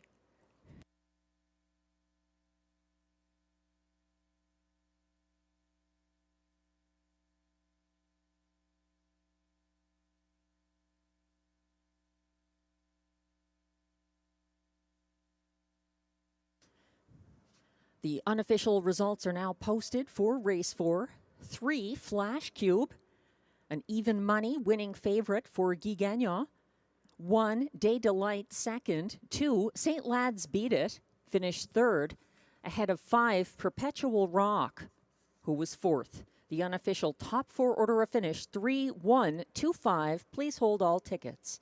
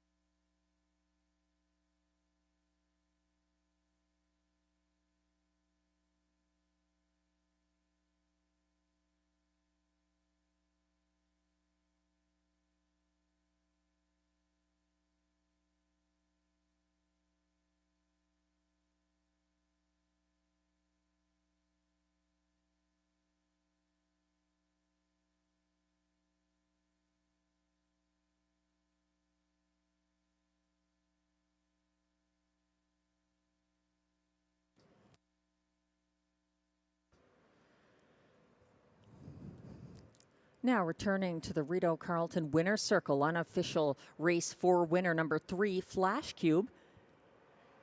He's a 6-year-old bay gelding by Sports Rider out of Fancy a Dream, owned by Yvonne Mondoux of Morin Heights, Quebec. Bred by David Keys and Julie Keys of Millgrove, Ontario. Trained and driven by Guy Gagnon. That's win number 7 this year for Flash Cube. 154 flat. Race 4 is now official.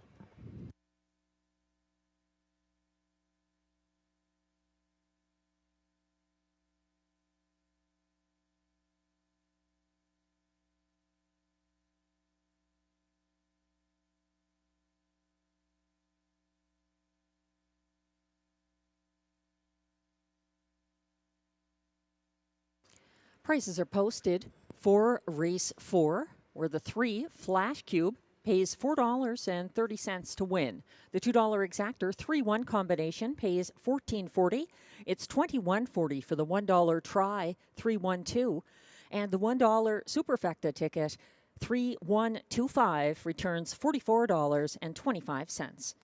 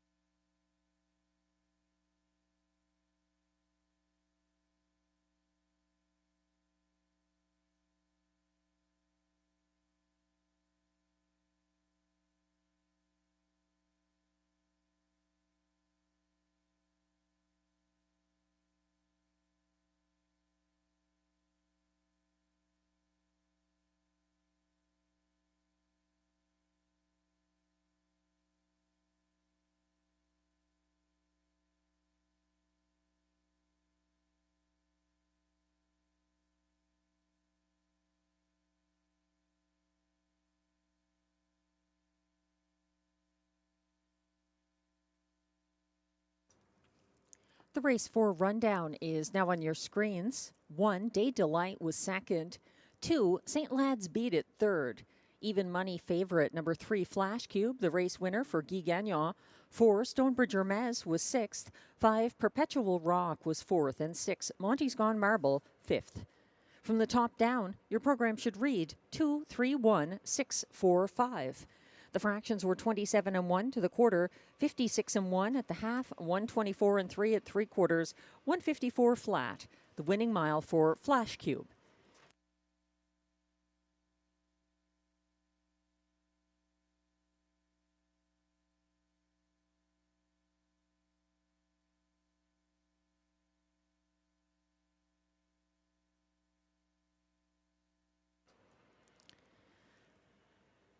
Taking a look on screen now, race 6. We have the Super High Five offered with a carryover of $1,455. It was not hit in race 10 Thursday. There was a placing of a horse due to interference that race. And I think it generated this outcome. Nobody took home the high five in race 10 here on Thursday, so the money rolls on to race 6 tonight, $1,455. The super high five for newcomers to wagering. That's where you pick the top 5 finishers in race 6 in order, 1st through 5th. It's a 20-cent base wager.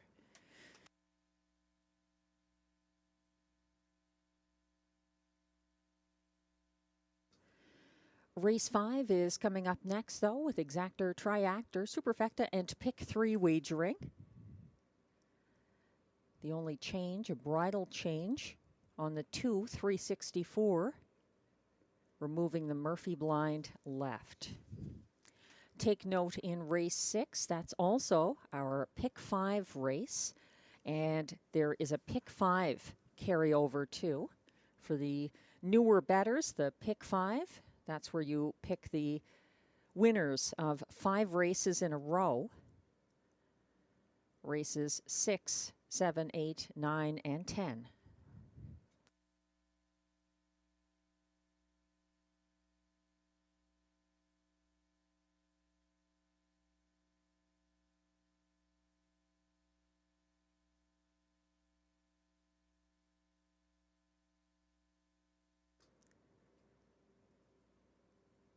The carryover on the pick 5 is $1,113.49.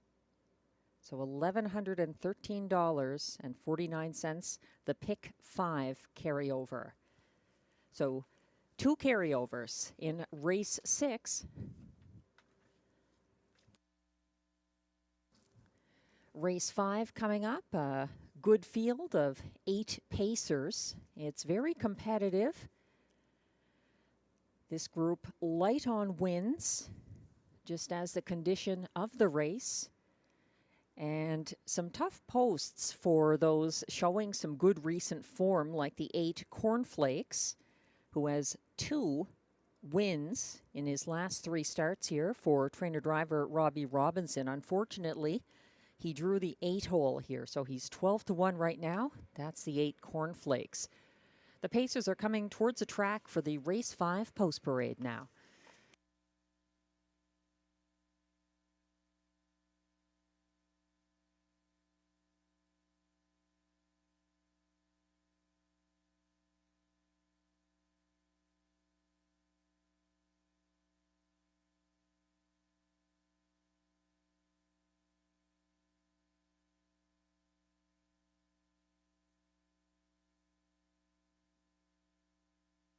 We've got those track handicapper selections now on screen. Friar Voltaire, the current even money favorite, is the top choice of Glenn Pearson. I like the 3 Sundance Leo here, moving to the frontier for Ariane Girard, and Marie-Claude Auger seems to be improving recently. In the place spot, we both like the 6 DA Players Delight, who is 5-2 right now. I think he could easily win this as well. It's a wide open group in race 5. Now stepping on the track for the post parade.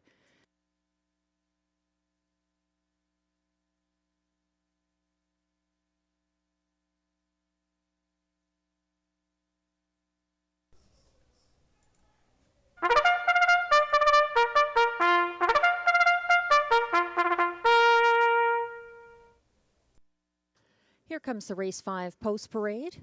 These pacers are non-winners of $10,000 or 2 races in 2023-2024. Allowances for fillies and mares. Non-winners of a race in their last 5 starts allowed $5,000. The purse, $6,000.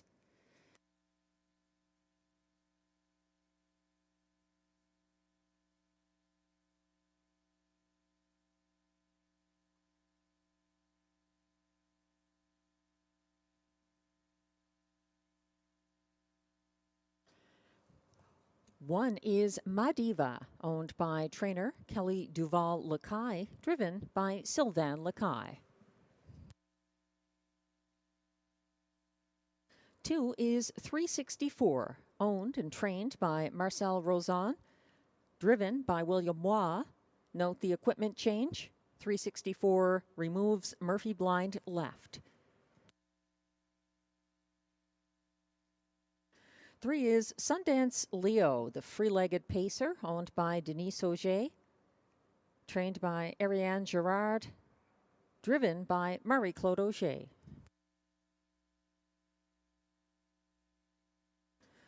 4 is current 4-5 favorite Friar Voltaire, owned by a numbered Canadian corporation with Lloyd Stone, Michael Horwood, and trainer Vic Putty. Jimmy Gagnon drives. 5 is Hellas Rocket, owned by Alexis Zielke, trained and driven by Sebastian Turan. 6 is DA Players Delight, owned by trainer John McMillan, driven by Guy Gagnon. 7 is Surratt Hanover, owned by trainer Denis Maisonneuve, driven by Robert Shepard. And completing this field from the outside, post 8, Cornflakes, owned, trained, and driven by Robbie Robinson. That's the field for race 5. Exactor, Triactor, Superfecta, and Pick 3 wagering available.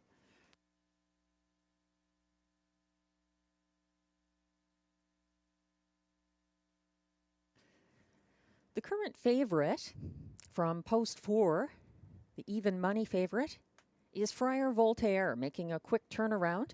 He pocketed up behind DA Captain Obvious Thursday. He gapped third on the backstretch. As the first over winner, DA Cinnamon Crunch battled the leader, GA Speed Matrix, up front. Friar Voltaire was second over from 5th, approaching 3/4 that race, and passed one tiring rival in the widest path down the stretch.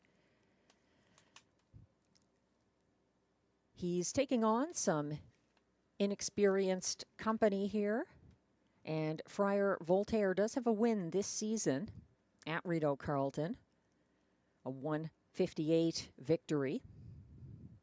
So he's been improving.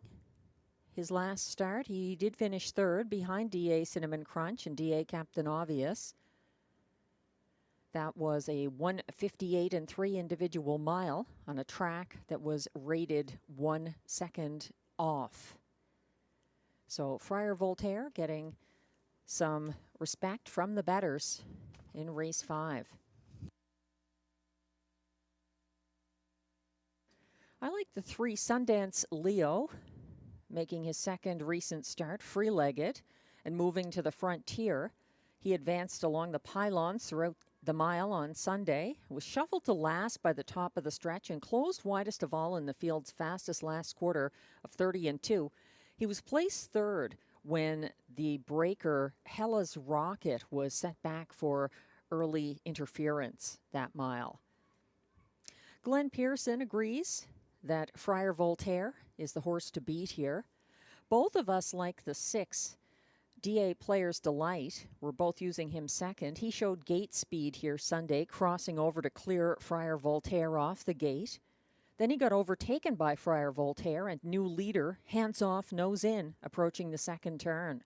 DA Players Delight was covered up and shuffled back. He had a third over move from 5th on the backstretch. So 2 moves for the 6, 5-2 right now on DA Players Delight.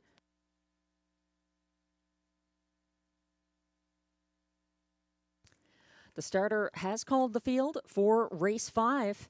Last chance to get involved here.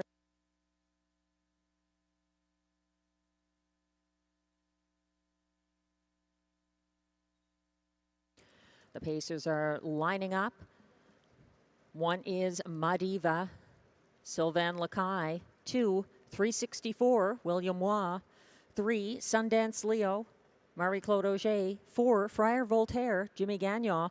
5, Hellas Rocket, Sebastian Turan.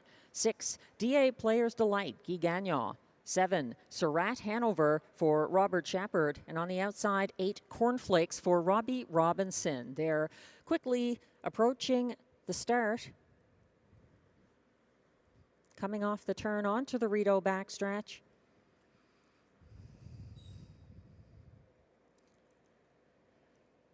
They're lined up. Madiva a couple of lengths behind.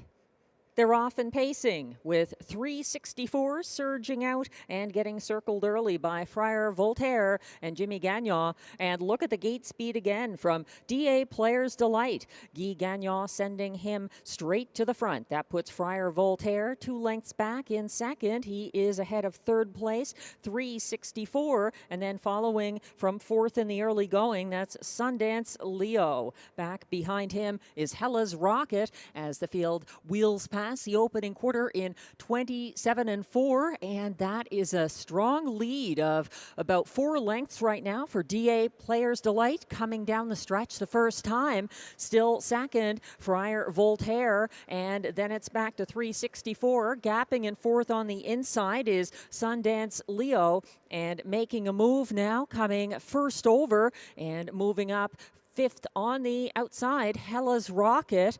Following his cover, Surratt Hanover is also underway. They're past the half, still led by the breakaway DA Player's Delight, 58 flat, the clocking there, and his next closest rival is 4 lengths back in second. Friar Voltaire tightening up now.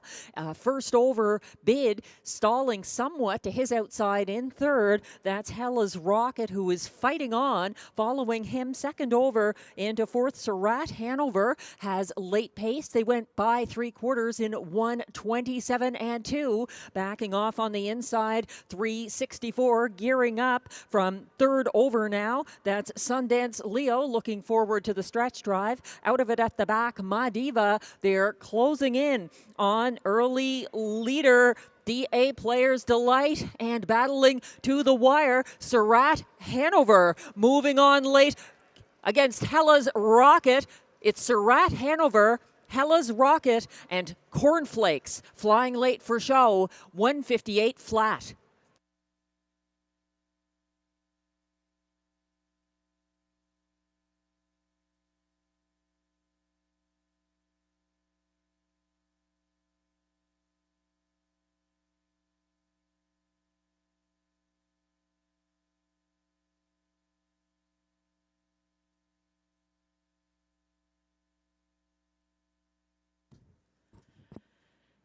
Lots of moving pieces in that race, and when it came down to it, Surratt Hanover surging late past Hella's Rocket appears to have got the win for Robert Shepard.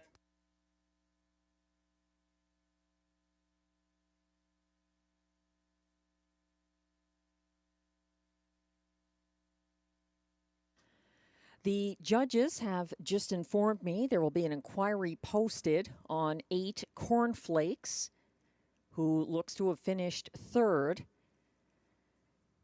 The AGCO judges looking into whether he violated the braking rule near the half. That's the 8 Cornflakes, the subject of the inquiry just posted.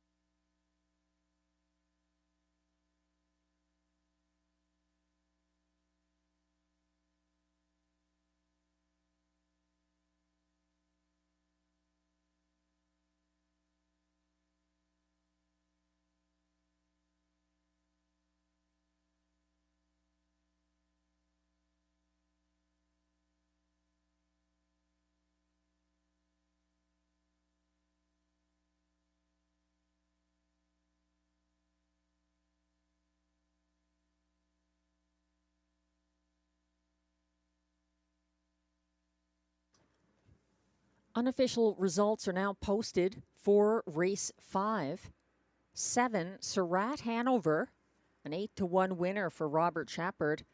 Over 5, Hella's Rocket second.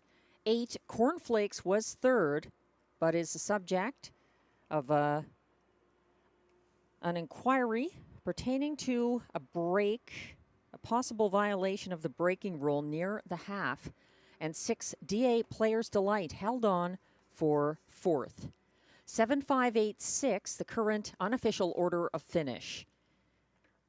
Please hold all tickets. In the winner's circle now, though. Race 5 unofficial winner, number 7, Surratt Hanover, a 3-year-old bay gelding by Art Speak out of Sweet Beholder. Owned and trained by Denis Maisonneuve of Gatineau, Quebec. Bred by Hanover Shoe Farms Incorporated, Hanover, Pennsylvania. Driven to his second seasonal win by Robert Shepard. He equals his seasonal best and lifetime mark of 158 flat. Surratt Hanover.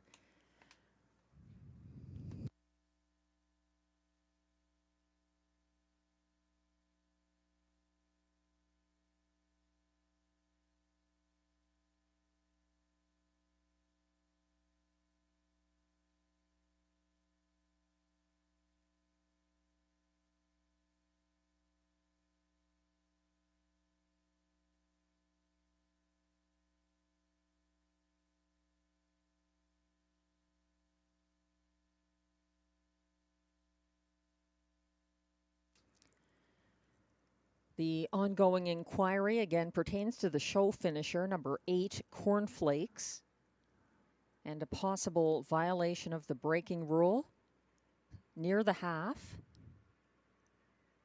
which is now being reviewed by the AGCO judges.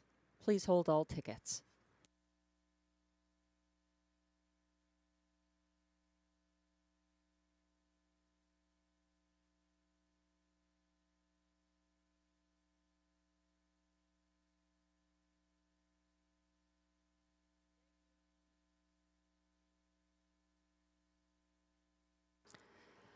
The judges, in looking at the footage now on your screens, have decided that 8 Cornflakes did not make any violations of the braking rule.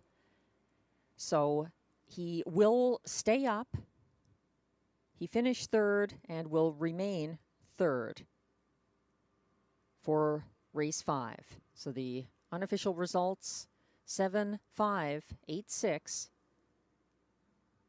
Will stand. No placing for the 8 Cornflakes.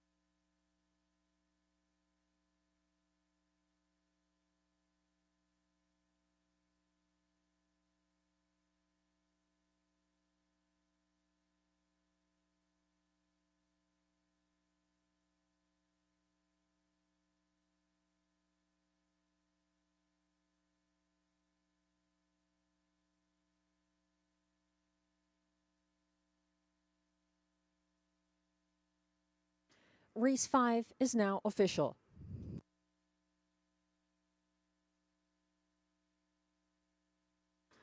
Prices are posted for race 5.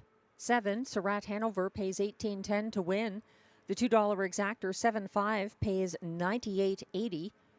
3 of 3 in the $1 pick 3, 137, returns $56.15. It's $375.70. If you had the $1 early pick 4, if you have the 20-cent version, it pays $75.14 for 4 of 4, 7137.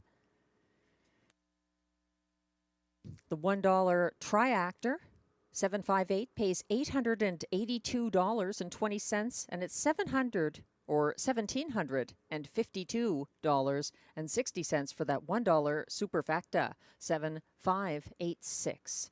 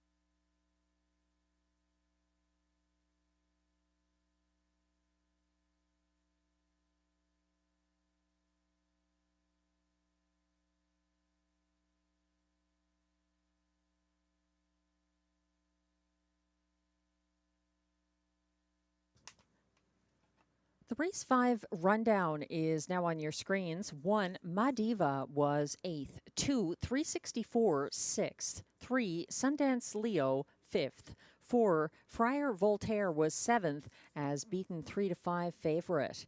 5, Hella's Rocket 2nd. 6, DA Players Delight held on for 4th. 7, Surratt Hanover closed for the win for driver Robert Shepard. And 8, Cornflakes was also flying late and stayed up for show after the inquiry.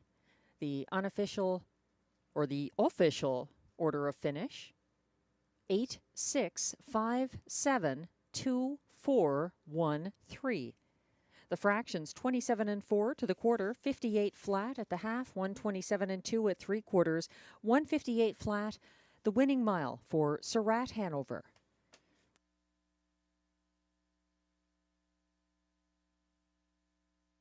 Race 6 is coming up, and it's important to note there are 2 carryovers, both in race 6, in addition to the regular exactor and triactor wagering. We have a pick 5 carryover of $1,113, and the high 5 also a carryover here. As you'll see on screen, $1,455 in the high 5. So very much worth your while to play those wagers in upcoming race 6.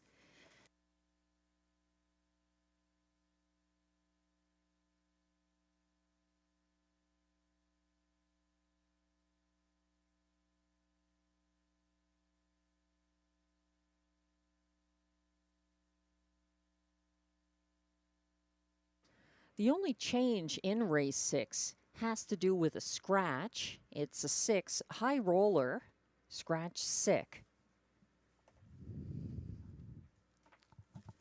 If you're playing the pick 5, there are a couple of changes to keep in mind. So you have the scratch of the 6 high roller in race 6. And then in race 7, the 5 Max Patrick is a transportation scratch. In race 9, the 2 on cruise control is a judge's scratch.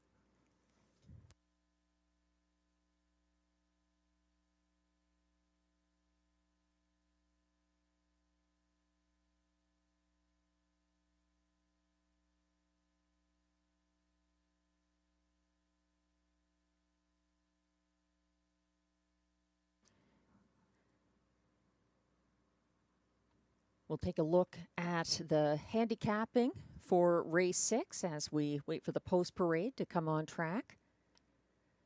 I like the 9 here. That's Sunchip, currently at odds of 7-2 from the trailing post. He's getting major post relief in his debut for Pascal Berube. Sunchip left aggressively from the Rideau rail on Sunday, parking Schuyler to the opening quarter. Then he followed the new leader, Perpetual Rock, from single file third from the second turn along the backstretch. He was edged out for place by Schuyler. So Sunchip put up a good fight there, and he's getting a much better opportunity here, I think, for Pascal Berube from the second tier after that 2-move start in which he finished third. Glenn Pearson agrees that Sunchip looks quite good here from the trailing post. In the place spot, Glenn is going to the 3, Frozen Hanover, down in class with post relief. This one was a winning 4-5 favorite from Rideau post 7 on September 27th at a lower classification for Stefan Brasso. I'm using Frozen Hanover third and putting the 5 second in my ticket, Beef and Cheddar for Wayne Catherwood and Marie-Claude Auger.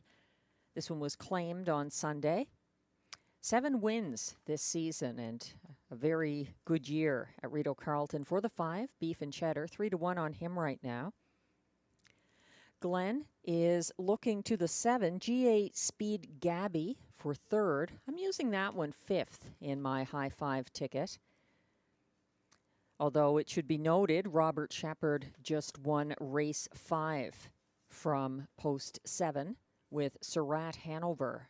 And the post has not been a bad one tonight, in fact. Post 7 producing a winner earlier in the card as well with Always Your Way in race 2. So that might not hurt the chances of GA Speed Gabby. 5-2 favorite right now for David Pilon and Robert Shepard. In the show spot, I have Frozen Hanover just behind Beef and Cheddar. For 4th, Glenn is looking to the 8, Get Your License Liam for Vic Putty and Jimmy Gagnon. This one picking up checks with some regularity and setting the pace on Thursday over the good track before getting stung late. Glenn completes his high 5 ticket with the 5, Beef and Cheddar. I was using the 6 High Roller, but after she was scratched sick, my ticket needs a little bit of tweaking. I'm moving up the 7, GA Speed Gabby, into 4th and would have to look around a little to complete my new high 5. Again, we are scratched down to a field of 8 in upcoming race 6. And the horses are now coming from the paddock for the post parade.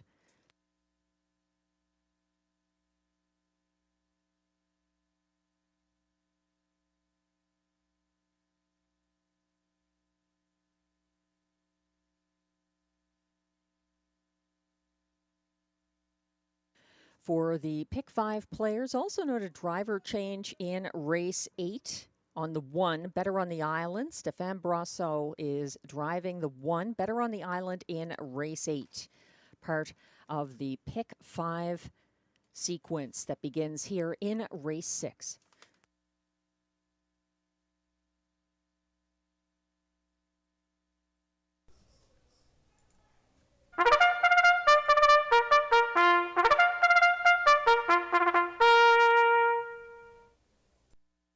The post parade is now on track for race 6. These pacers are non-winners of $2,000 in their last 5 starts. Non-winners of a race this year allowed $500. Also eligible, $10,500 claimers. They race for a purse of $6,000.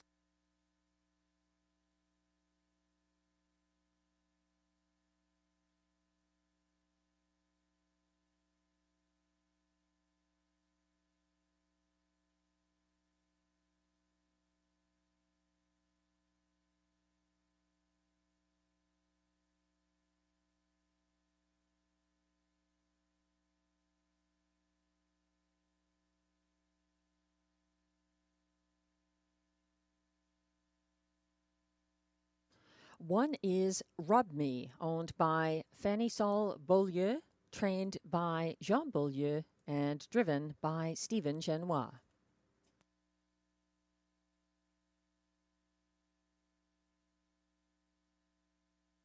Two is Buck and Better, who does not race with Lasix.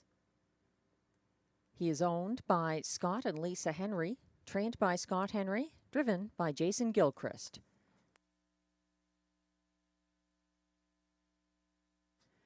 3 is Frozen Hanover, owned by Guy Courbet, trained by Maxime Vellet, and driven by Stéphane Brosseau.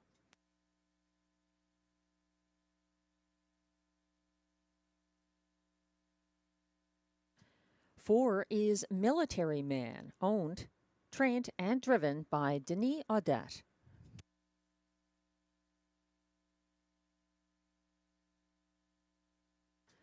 5 is Beef and Cheddar, owned and trained by Wayne Catherwood, driven by Marie-Claude Auger.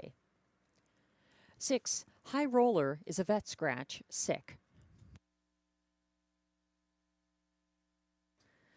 7 is GA Speed Gabby, owned by Alain Carrier, trained by David Pilon, driven by Robert Shepard. 8 is Get Your License Liam, owned by Limco Incorporated, trained by Vic Putty, driven by Jimmy Gagnon. And from trailing post 9, it's 5-2 co-favorite Sunchip, owned by trainer Patrick Dillon with Patty Hoskin and Steve McGill, driven by Pascal Berube. That's the field scratched down to 8 in race 6 with exactor, triactor, super high 5 and pick 5 wagering.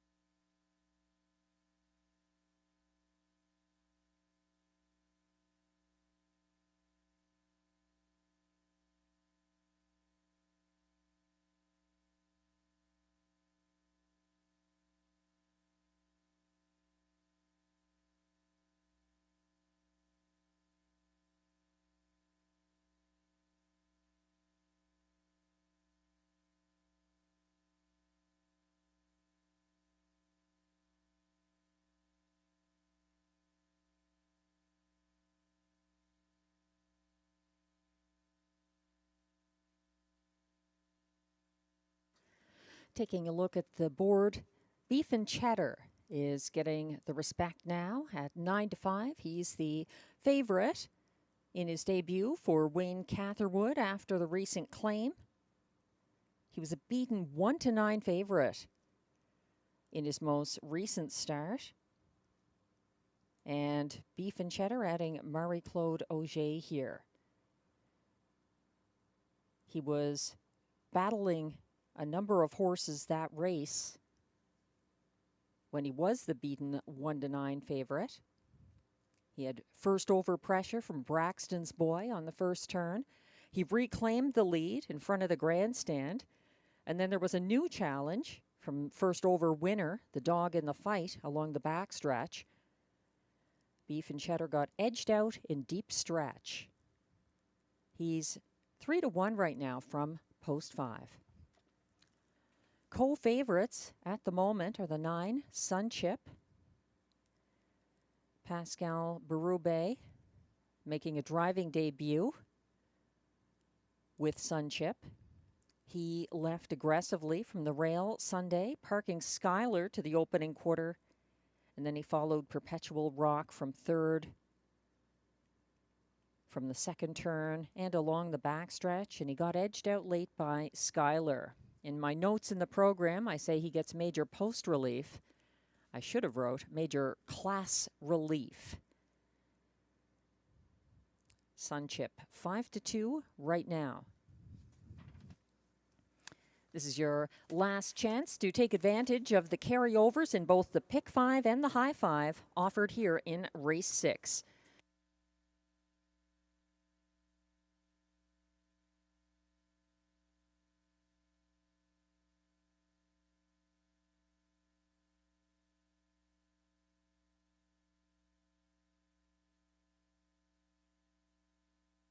The starter has called the Pacers for race 6.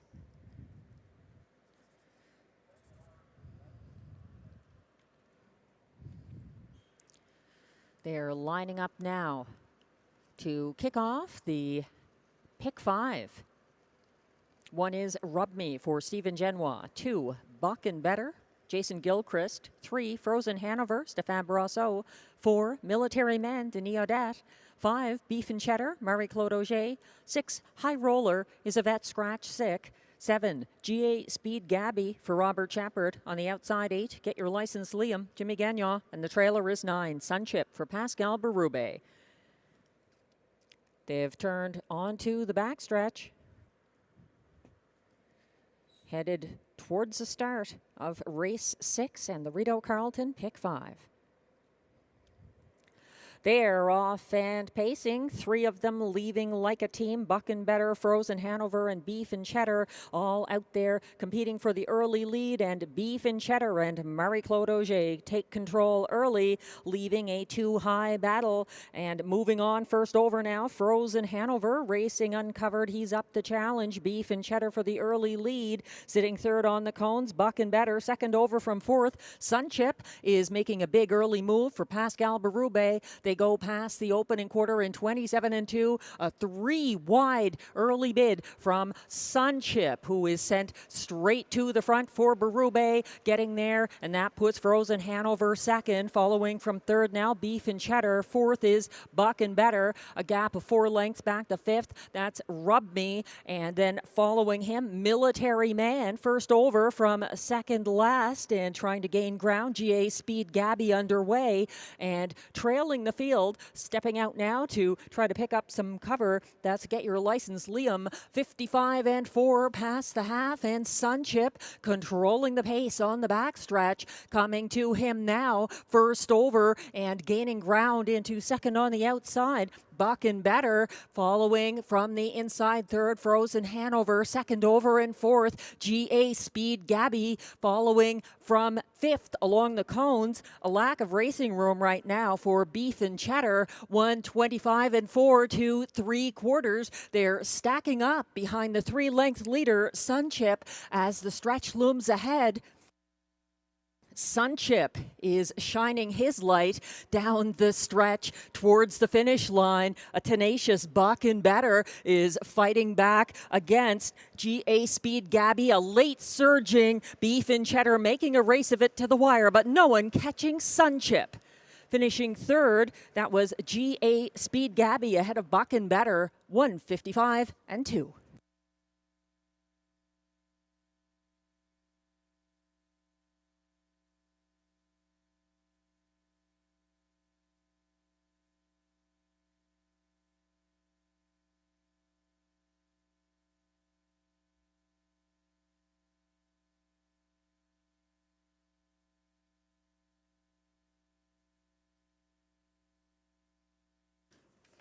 Pascal Berube had all the confidence in winner Sunchip in race 6, but how good was Beef and Cheddar once he found some racing room for Marie-Claude Auger, closing for place in the 155-2 mile.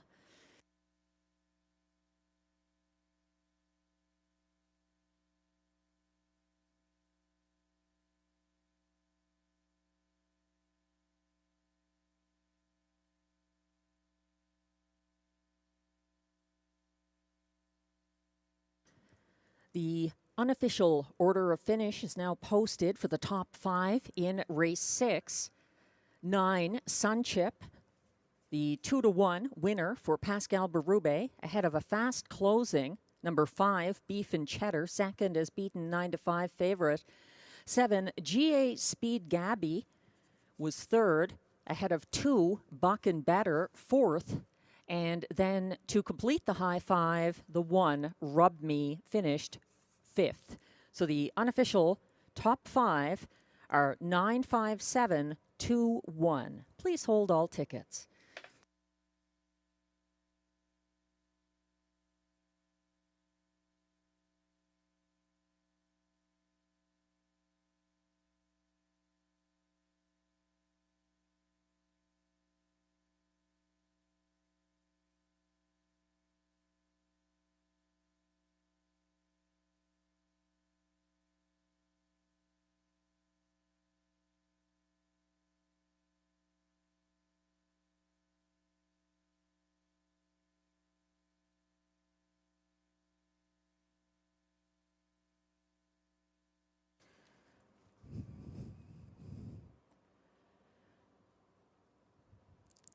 Now coming back to the Rideau Carleton Winner's Circle, unofficial race 6 winner.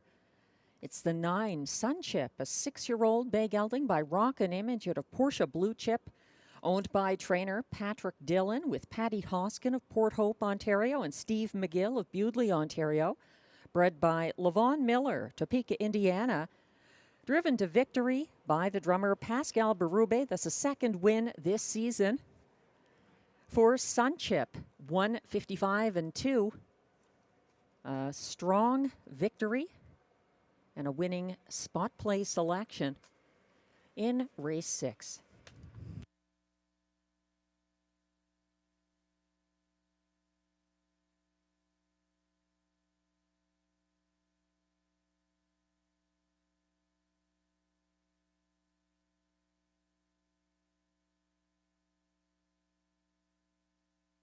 Race 6 results are now official.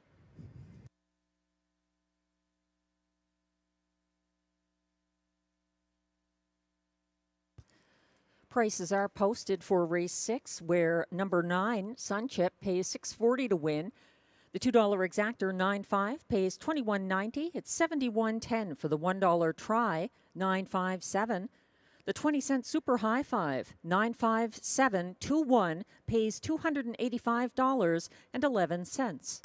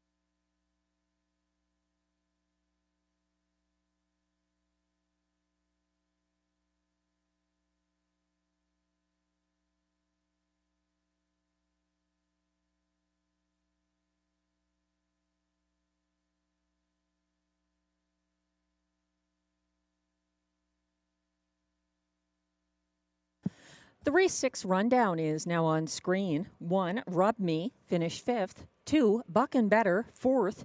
3, Frozen Hanover was 8th. 4, Military Man, 7th. 5, Beef and Cheddar was 2nd as beaten 9-5 favorite. 6, High Roller was a vet scratch, sick. 7, GA Speed Gabby was 3rd.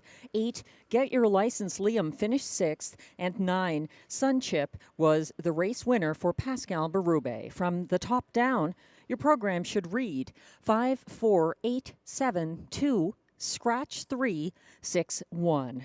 The fractions were 27 and 2 to the quarter, 55 and 4 at the half, 125 and 4 at 3/4, 155 and 2. The winning mile for Sunchip.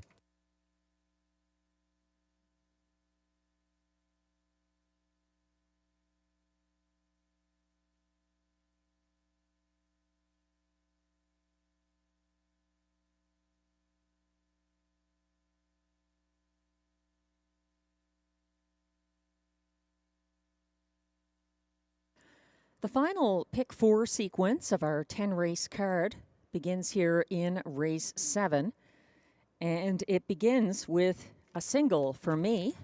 The current 1-9 choice on the tote board.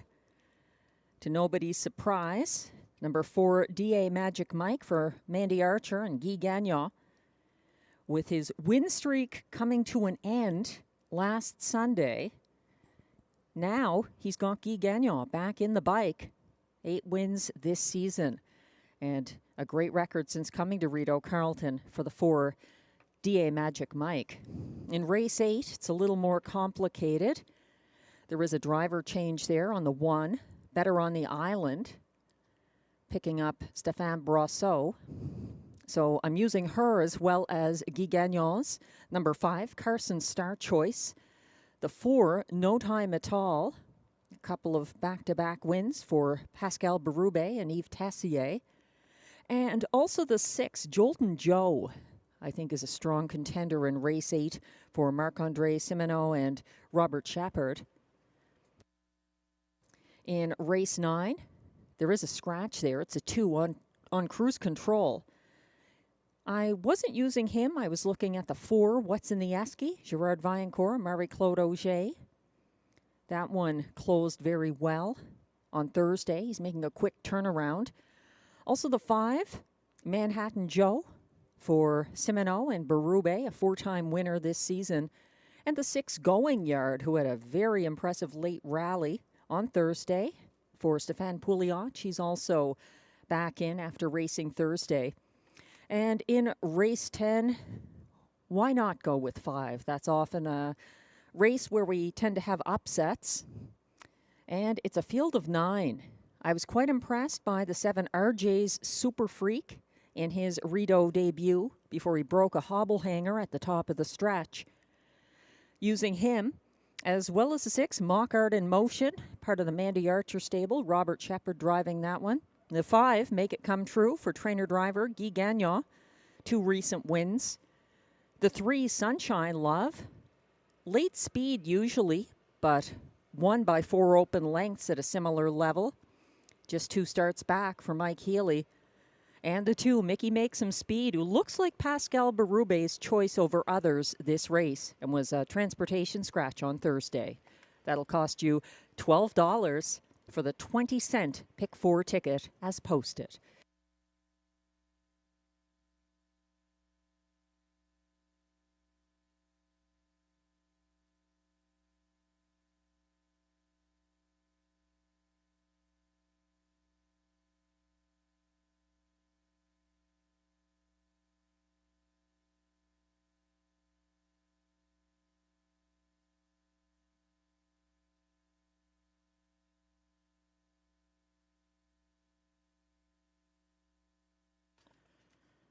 As we wait for the post parade to come on track for race 7, just a look at some of the contenders.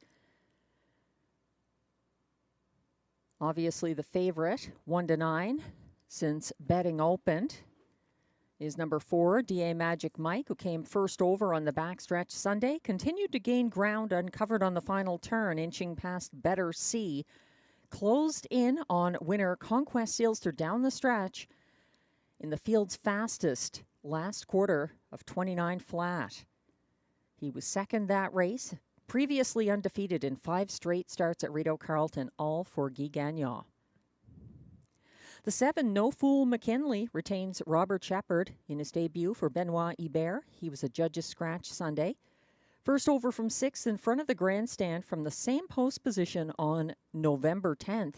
He backed down to the pylons, 3rd on the backstretch, and he had an excellent race on that occasion. So No Fool McKinley, don't be fooled by the post position. He was a show finisher from the 7-hole on November 10th, but he was also a winner before that against similar company on November 3rd.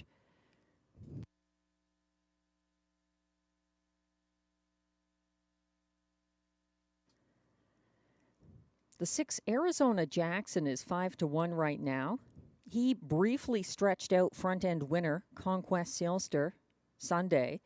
He sat the pocket behind him after that 1-2 favorite reclaimed the lead on the first turn. Arizona Jackson was overtaken late by the first over DA Magic Mike. This horse was good last November. He won a Harvest Series leg at Mohawk on November 18th of 2023 and had 4 wins last year at Rideau Carleton. That's a 6 Arizona Jackson.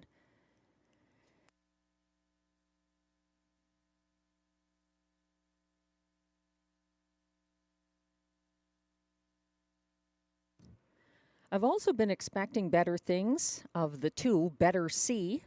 Since he arrived here, he got away single file third behind Conquest Sealster and Arizona Jackson Sunday. He was gapping third on the backstretch, and his passing lane move fell short. That's the 2.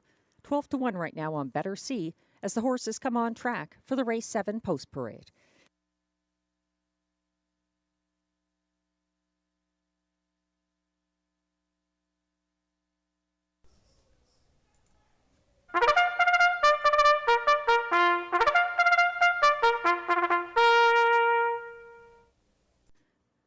These Pacers are non-winners of $30,000 lifetime. Also eligible, $20,000 claimers for non-winners of $40,000 lifetime.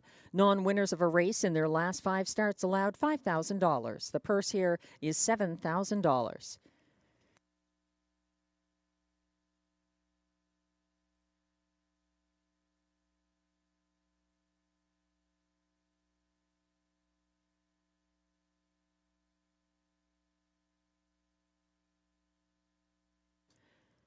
One is Beach Roller, owned by trainer Gilbert Mercier and driven by Marie-Claude Auger.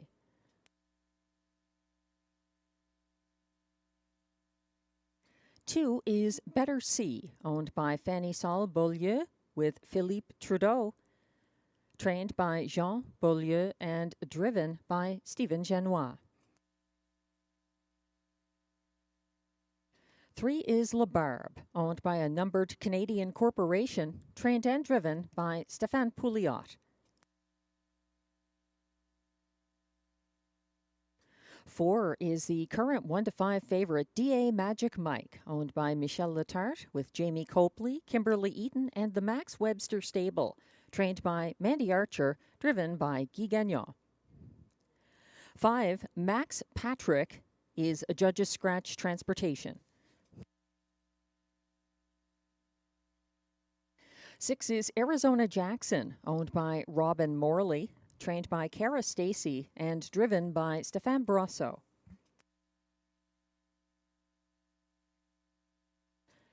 7 is No Fool McKinley, owned by Bruce Tremblay, trained by Benoit Hebert, and driven by Robert Shepard.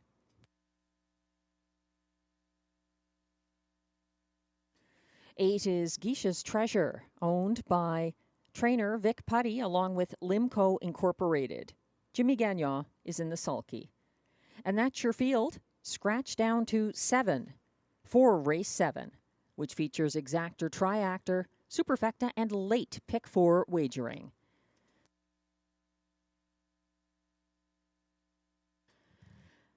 We're taking a closer look at the current 2-5 favorite. And he looks quite sharp out there, the 3-year-old McWicked Gelding. Number 4, DA Magic Mike. 2-5 favorite right now with 8 wins this season. He had that very impressive qualifier at Woodbine Mohawk Park before joining us at Rideau Carleton. And what an addition he's been, moving up the class ladder. He was beaten at this level last Sunday, but the horse who beat him, Conquest Sealster, is not in this field, so makes his chances a little better here, despite remaining at that level where the win streak came to an end. DA Magic Mike, 2-5.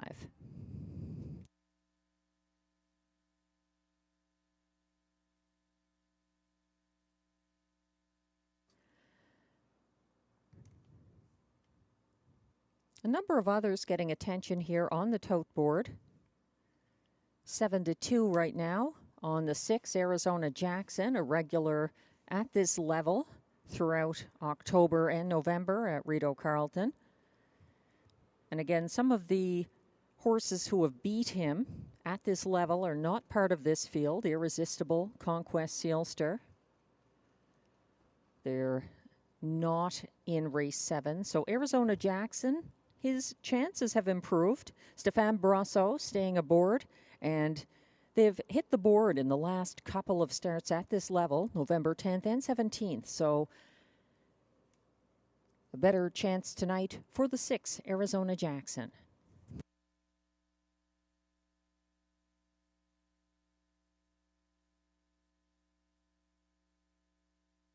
The outer post positions are a little less challenging with the scratch of 5, Max Patrick, due to transportation.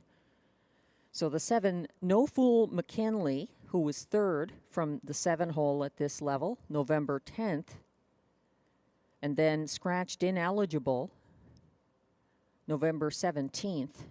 He doesn't have a true post 7 that he's starting from tonight. That could help his chances. He was 3rd from this post behind Conquest, Sealster and Arizona Jackson. November 10th, his most recent start. And he won at this level from the rail November 3rd on the front end.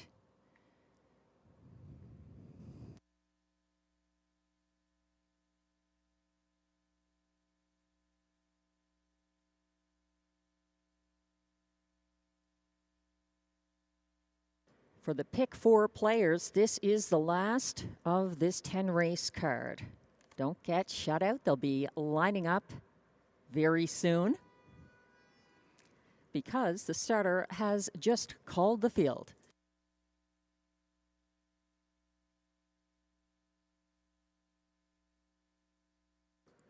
Being led behind the gate, Better C is now in position as the rest join him for the start. 1 is Beach Roller, Marie-Claude Auger. 2, Better C, Stephen Genois. 3, La Barbe, Stéphane Pouliot. 4, D.A. Magic Mike, Guy Gagnon. 5, Max Patrick is a transportation scratch. 6 is Arizona Jackson for Stéphane Brosseau. 7, No Fool McKinley, Robert Shepard. And on the outside, 8, Guiche's Treasure for Jimmy Gagnon. They're on the turn. Late to the gate by a couple of lengths, Beach Roller.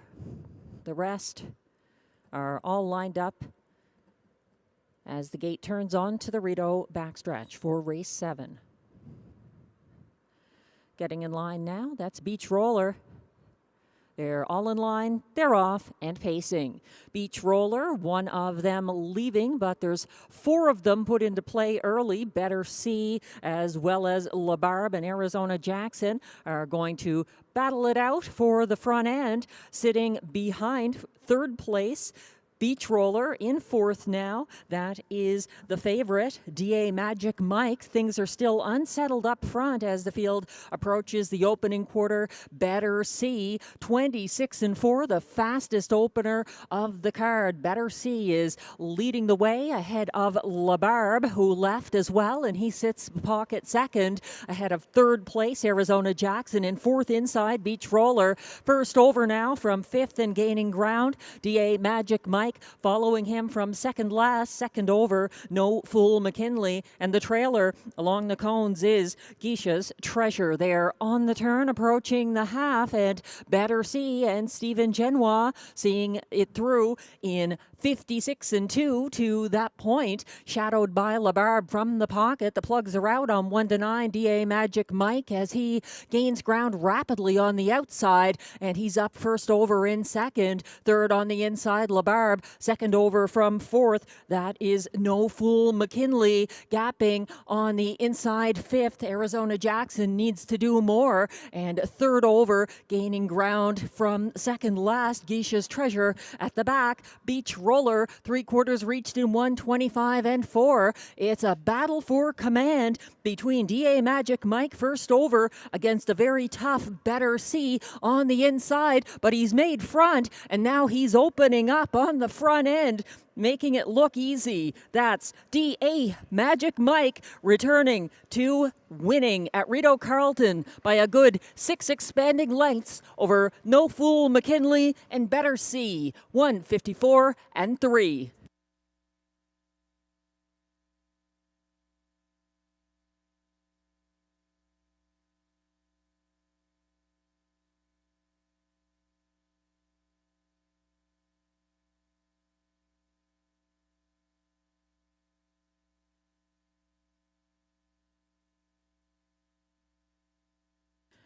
Returning to his winning form at a higher level, D.A. Magic Mike. Wow. A winner by 6 expanding lengths in race 7, 154 and 3.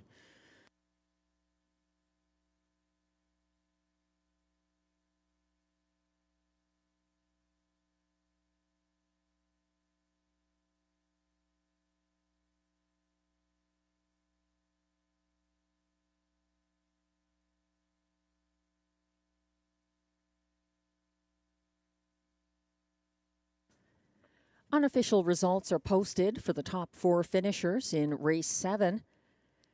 1-9 favorite for D.A. Magic Mike, the race winner for Guy Gagnon in convincing style, over 20-1.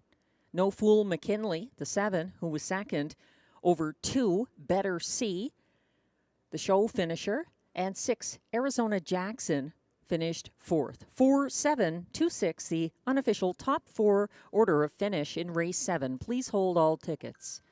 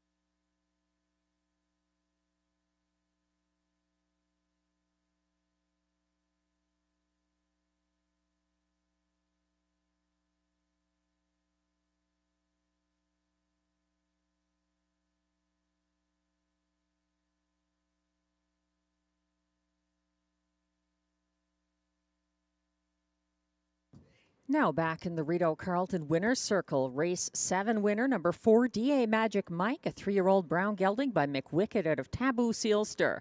Owned by Michel Letarte of Quebec with Jamie Copley and Kimberly Eaton of Ontario with the Max Webster Stable of Nova Scotia. Bred by Dean and Ashley Wilson of Ontario. Trained by Mandy Archer. Driven to victory by Guy Gagnon. Win number 9 this season. 154 and 3. D.A. Magic Mike.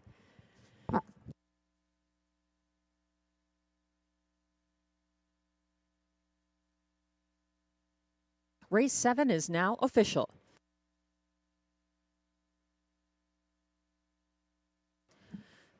Prices are now posted for race 7, where the 4 D.A. Magic Mike returns $2.20 to win. The $2 exactor we'll get back to. We're looking at the $1 pick 3, 7, 9, 4. 3 of 3, 71.35 for the $1 pick 3, 113.25 for the $1 pick 4. If you had the 20-cent pick 4, the 3, 7, 9, 4 combination, 4 of 4 returns $22.65. That exactor 4-7 pays $31.30. It's $84 even for the triactor 472, $1 ticket, and $185 for the $1 superfecta 4726.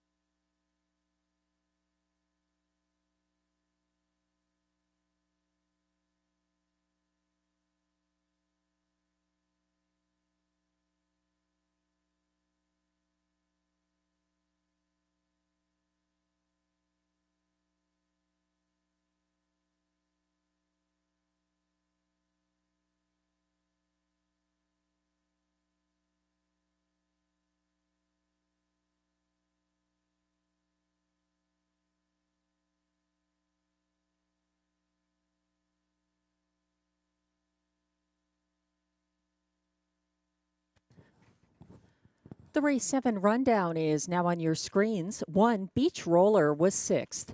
2, Better Sea finished 3rd.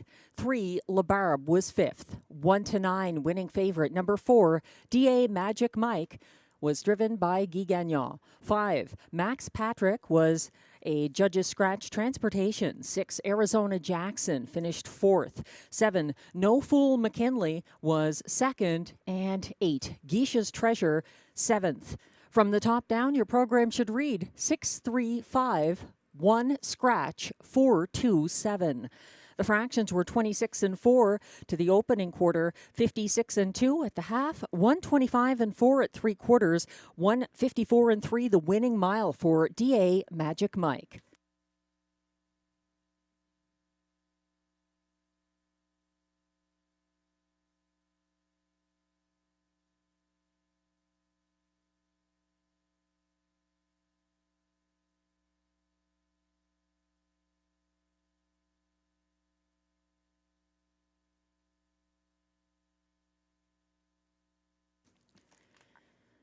We're moving on now to race 8 with track handicapper selections posted on screen.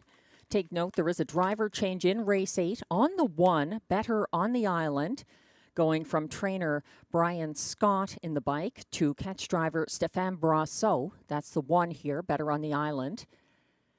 Glenn Pearson likes the 4, No Time at All, to continue his recent string of wins. He's got a couple of them at this classification since coming in from Hippodrome 3R's preferred handicap pace, where he finished 3rd on November 3rd. So he's been very good here lately. And then finishing, or second in Glenn's ticket, I should say, is the 5, Carson Star Choice, who has been second in his last couple of tries to No Time at All. I'm thinking that they might reverse the order tonight. So I put the 5, Carson Star Choice for trainer-driver Guy Gagnon on top of my ticket, and I'm using No Time at All, the 4 second. To complete his triactor, Glenn is going with the 2, Dylan's Bank, for John McMillan and Marie-Claude Auger, and then in 4th, he likes the 8, Love My Rockin' Bird, for Vic Putty and Jimmy Gagnon. I see it a little differently. I think the 6, Jolton Joe, deserves consideration here. Robert Shepard catch driving the Marc-Andre Simoneau trainee, because Pascal Berube has stayed with the 4, No Time at All, for trainer Yves Tessier. Completing my superfecta, I am using the 1, Better on the Island. She has some back class to her. She was a 7-time winner last season and took her mark of 152 and 4 at Rideau Carleton. So seeing her come back,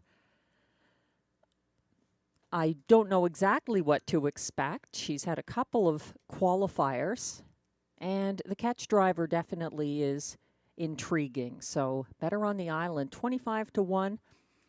I'm not leaving her out of my tickets, but the top contender here on the tote board right now, 1 to 5 favorite, number 4, What's in the Esky.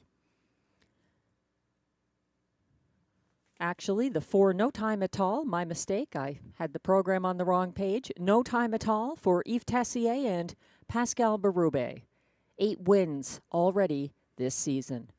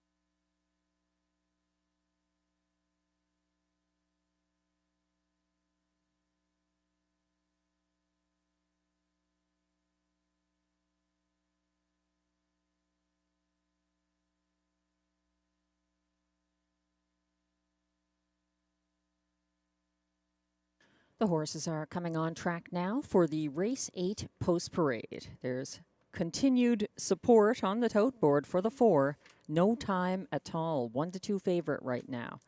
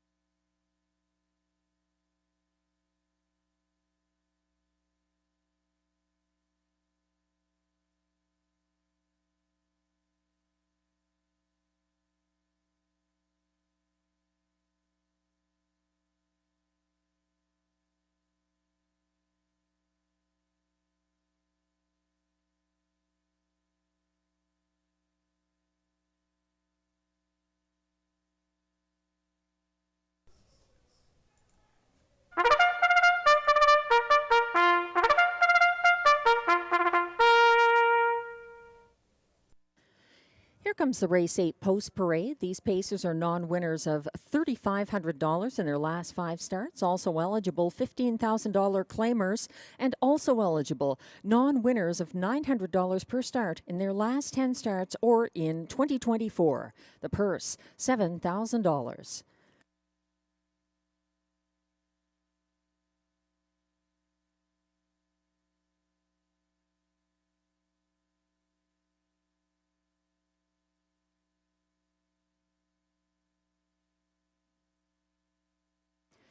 Leading the Post Parade, number 1, Better on the Island, owned by Brian Scott, Amy Griffin. Brian Scott trains. Note the driver change from Brian Scott to Stéphane Brosseau.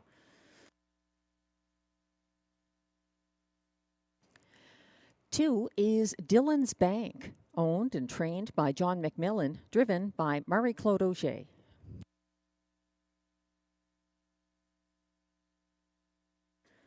3 is Le Massif, owned by Mélanie Boulian with Laurent Penot, trained by Jean Beaulieu, driven by Stephen Genois. 4 is current 3-5 favorite No Time at All, owned by Jean Allaire, Gina Bragagnolo, and trainer Yves Tessier. Pascal Berube drives.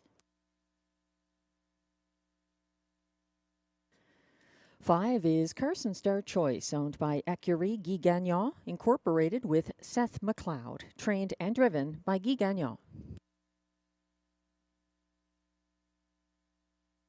6 is Jolton Joe, owned by Mary Lee Simoneau, trained by Marc-André Simoneau. Robert Shepard is in the sulky.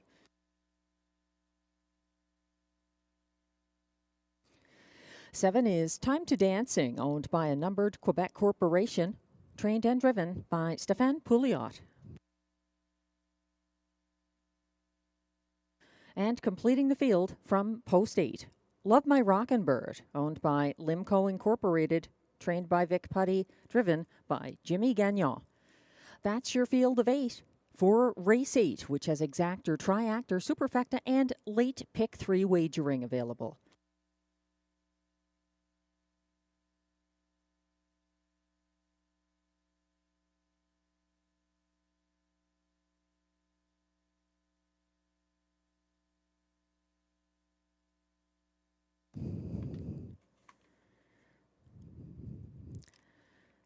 Looking very good out there right now. The 1-2 favorite from Post 4, No Time at All, who looks like Pascal Berube's choice over the 6 here, Jolton Joe. No Time at All was caught in 3rd behind Carson Star Choice and Sounds Good Sunday. He had a first over move past the opening quarter. He got parked first over to the top of the stretch and then drew ahead of the pace setter, Carson Star Choice, in the final strides. No Time at All, 3-5 right now. Glenn Pearson's top selection. I like the 5 Carson Star Choice. He did cut the fractions here Sunday, only to get stung at the wire by No Time at All. He was a beaten even money favorite, so I'm playing him back. Carson Star Choice 3-1 right now.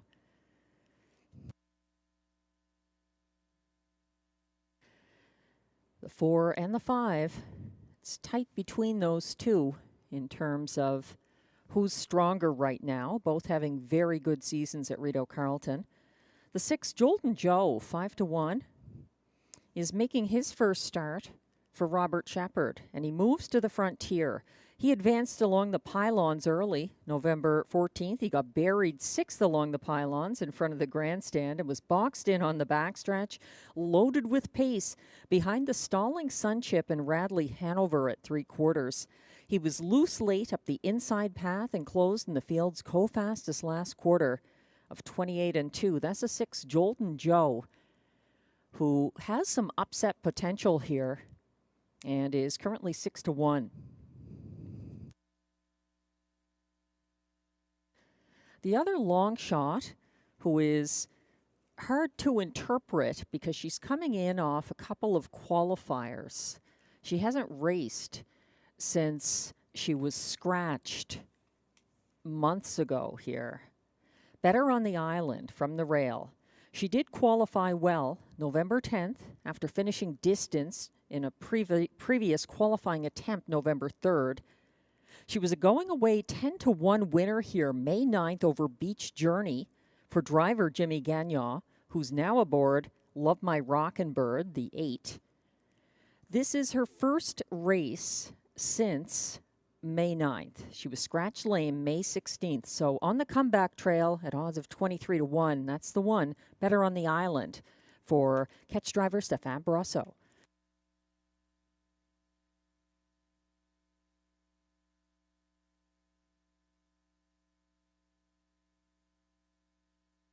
The starter has called the field. Last chance to play the pick 3 tonight at Rideau Carleton.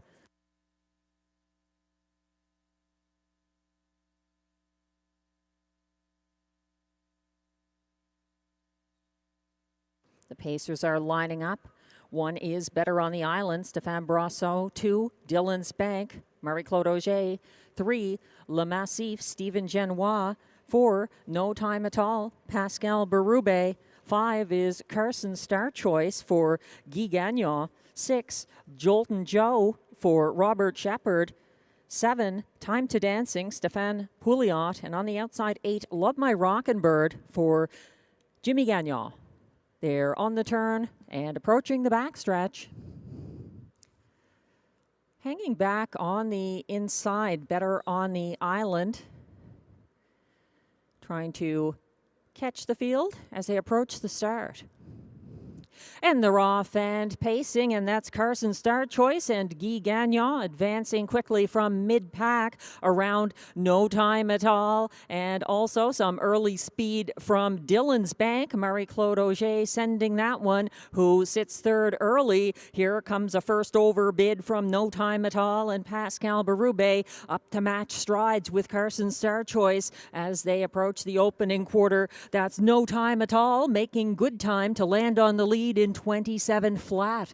Carson Star Choice now sits the pocket second. It's a couple of lengths back to third, and that's where you'll find Dylan's Bank ahead of fourth place Le Massif. Following from fifth, that's Jolton Joe, and he steps out to follow the cover of Le Massif, who is first over fourth now. Following that from further back, getting involved, Time to Dancing is trying to come third over from sixth to his inside, Love My Rockin' Bird. And at the back of the field, Better on the Island, 56-3 past the half, No Time at All. Under first over pressure now from Le Massif, who is second to his outside, caught in third. Carson Star Choice, second over in fourth. Jolton Joe continuing to gain ground, following him third over now, moving up into sixth on the outside. Time to Dancing, lacking racing room at 3/4. Love My Rockin' Bird is second last and gapping at the back of the field. Better on the Island, 1:25-2 to 3/4, and under some urging now. No Time at All has to hold off a wall of horses down the stretch, including Jolton Joe moving well on the outside, and Carson Star Choice seeking room along the pylons. It's between those three, and it's going to be No time at all. Once again, a battle for place between Carson Star Choice and Jolton Joe. 154 and 4.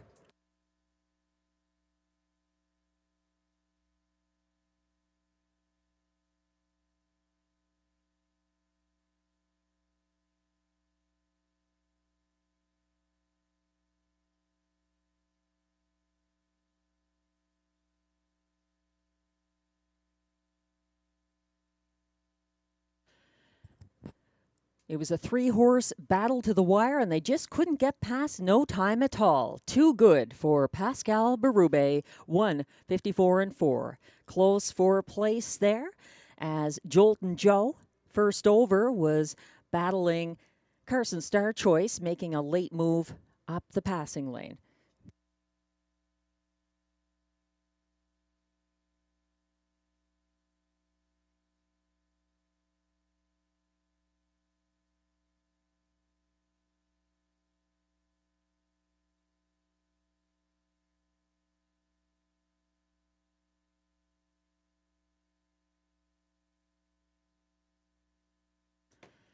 Unofficial results are posted for the top 4 finishers in race 8. 4 to 5 co-favorites finishing 1-2 here. The 4, No Time at All, the race winner at odds of 4 to 5 for Pascal Berube. Second was the 5, Carson Star Choice, the 4 to 5 co-favorite. 6, Jolton Joe was third, ahead of 2, Dillon's Bank, fourth. So the unofficial top 4 order of finish, 4, 5, 6, 2. Please hold all tickets.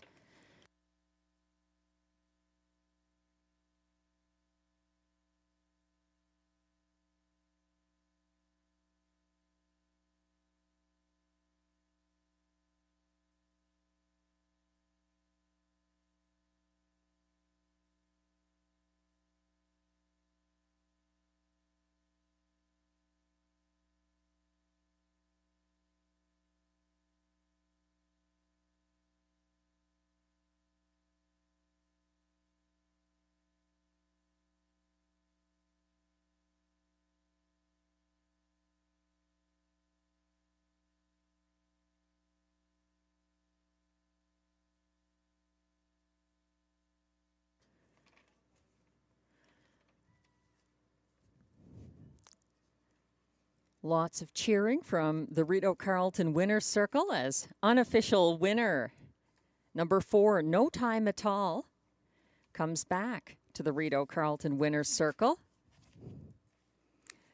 He's a 9-year-old bay gelding by Big Jim out of Shirley Hall, owned by Jean Allaire and Gina Bragagnolo, and Yves Tessier, the trainer, all from Quebec. No Time at All was bred by Jean-Francois Gagné and Peter Van Segelen of Alberta, with Carl Warner of British Columbia.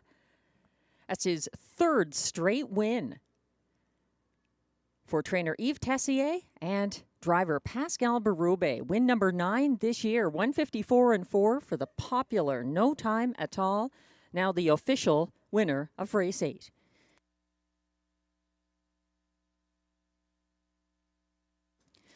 And prices are posted for race 8, where the 4, No Time at All, returns $3.80 to win. The $2 4-5 exactor pays $7.10. It's $17.50 for the $1 try, $4.56, and the $1 superfecta, $4.562, pays $54.50.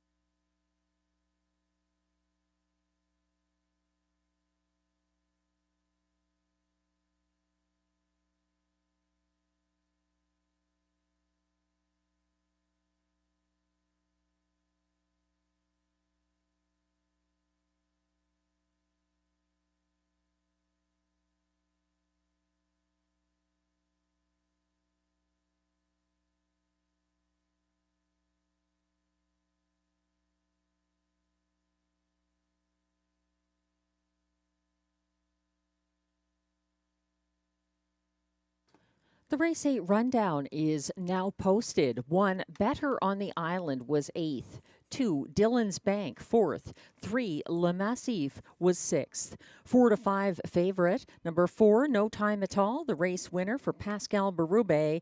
5, Carson Star Choice was second as beaten 4 to 5 co-favorite. 6, Jolton Joe closed for show. 7, Time to Dancing was 5th. And 8, Love My Rockin' Bird, 7th. From the top down, your program should read 846-12357. The fractions were 27 flat to the quarter, 56 and 3 at the half, 125 and 2 at 3/4, 154 and 4, the latest win for No Time at All.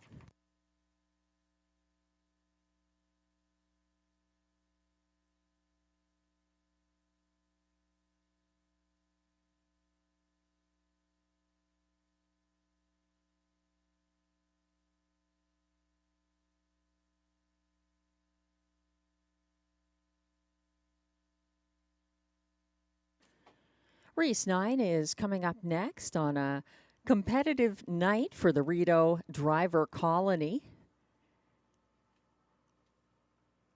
Glenn Pearson here, leaning towards the Jimmy Gagnon driven number 3, Bees Terrific. I didn't use him in my ticket. I found this to be a very competitive group. It's scratched down to a field of 6.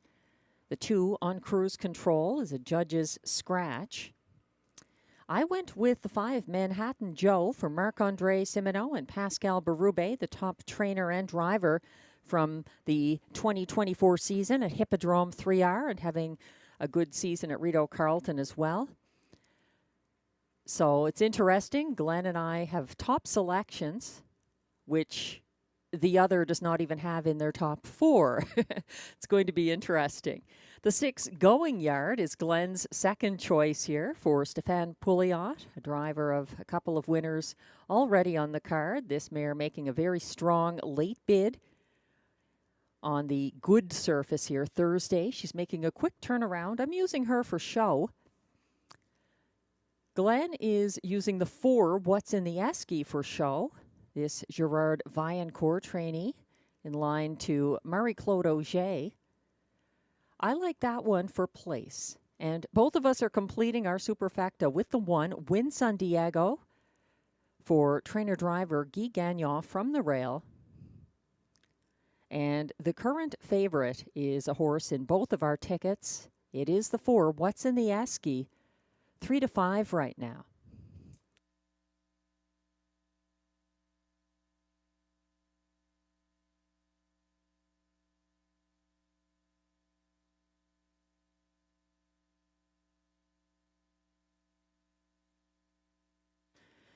As we wait for the post parade, it's a great time to remind everyone that the jackpot did not go in last night's on-track, free-to-play handicapping contest every Saturday night, held by Tammy Forgy in the Trackside Simulcast Lounge. So it's up to $1,900 now for next Saturday evening in this free-to-play contest. So if you're in the area, November 30th, Saturday night, the place to be is in the Rideau Trackside Simulcast Lounge, where you could take home a $1,900 jackpot if you're the lucky player.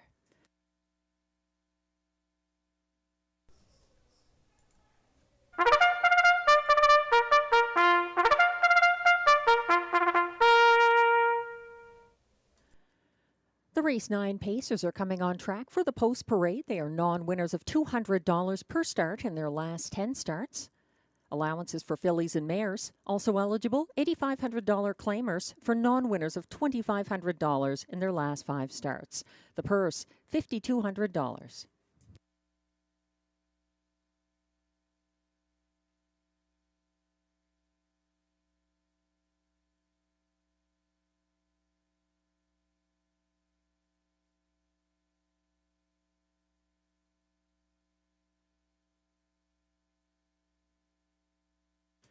One is Win San Diego, owned by Kathleen Pelletier, trained and driven by Guy Gagnon.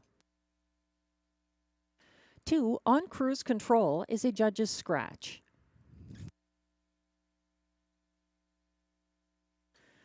3 is Bees Terrific, owned by Gina Bragagnolo along with trainer Yves Tessier, driven by Jimmy Gagnon.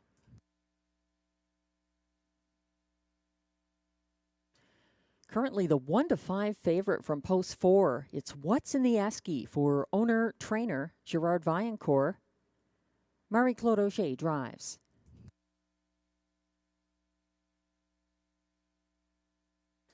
The 5 is Manhattan Joe, owned by Aurel Larvie et Fils Incorporé, trained by Marc-André Simoneau, driven by Pascal Berube.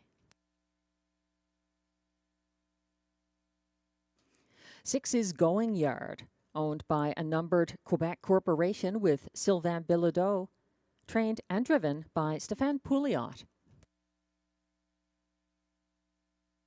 And completing this field from post 7, Super FM, owned by Francois Morin, trained by Pierre-Marc Longpré, and driven by Jonathan Lapointe. That's the field of 7, actually the field of 6 for race 9, with the scratch of the 2 On Cruise Control.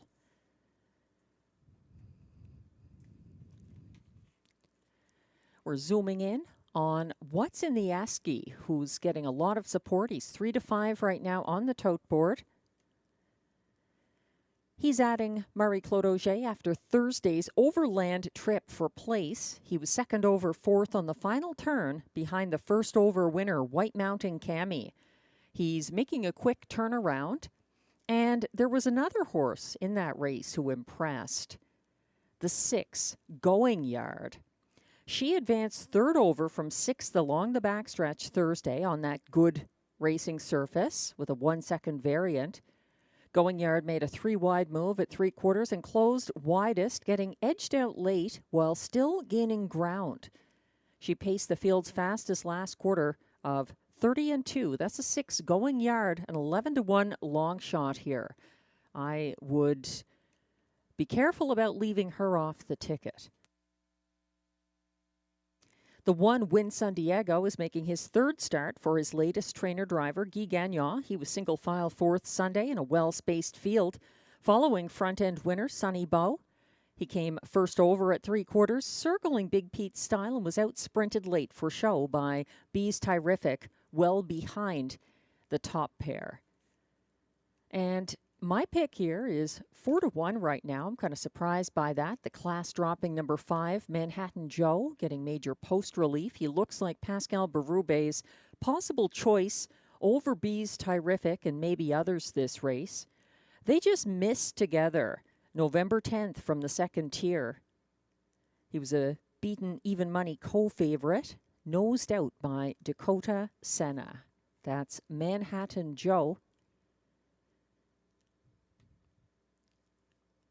He was long odds Sunday, but he had the 8-hole, and Pascal Berube staying with this 6-year-old with 4 wins this season.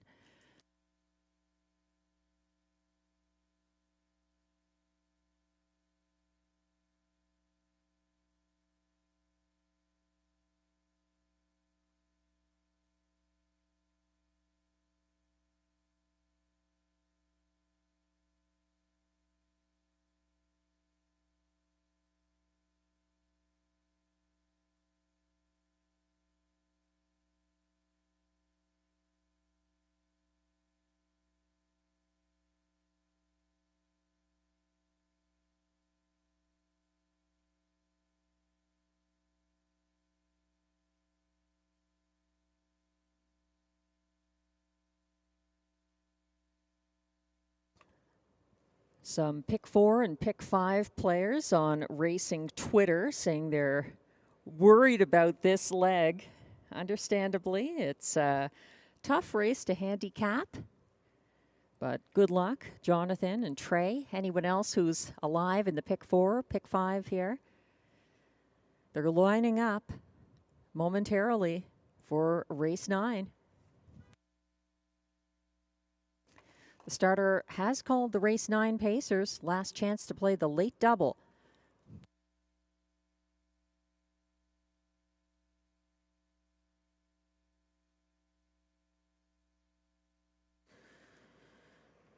They're all on gate. The 1 is Win San Diego for Guy Gagnon. 2 on cruise controls, the judge's scratch. 3 is Beast Terrific, Jimmy Gagnon. 4, What's in the Asky, Marie-Claude Auger. 5, Manhattan Joe, Pascal Berube. 6, Going Yard, Stéphane Pouliot.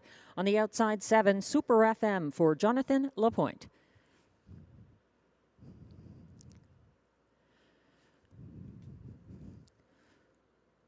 Lined up for a perfect start to race 9 and the late double at Rideau Carleton. They're off and pacing, firing from the inside, Win San Diego, and to his outside, Bees Terrific is second, but backpedaling to the pocket ahead of third place, What's in the Esky, and then back behind him in fourth, Manhattan Joe at the back of the field, Going Yard and trailer Super FM. They're well spaced out on the opening turn with Win San Diego leading by about 3 lengths to the opening quarter ahead of Bees Terrific. He gets there in 27-2 by an expanding lead. He's out there by about 6 lengths coming down the stretch the first time. Win San Diego and Guy Gagnon, no one in range yet, but that's Beast Terrific sitting a patient second ahead of What's in the Esky third. Back and forth, Manhattan Joe in fifth. That's Going Yard, and at the back of the field, Super FM. The lead is narrowing now. Win San Diego, though, still out there. 57 flat to the half and making a move from first over now, stepping out of third. What's in the Esky is underway. Shuffled back on the inside to third, Bees Terrific, and moving up the cones to fourth along the inside, Going Yard. Second over and not advancing at this point. Manhattan Joe is caught behind the stalled cover of What's in the Esky, gearing up from the back of the field. Super FM 1:25-4. It looks like a time trial and a race for place going on here as Win San Diego impresses on the front end. It'll be tough to reel him in now as he leads the way down the stretch by 5 open lengths. Chasing for place, though. Here comes Manhattan Joe to make a race of it. He could sting him. He could get him at the wire, and he just did. Pascal Berube with the win. Manhattan Joe picks off Win San Diego.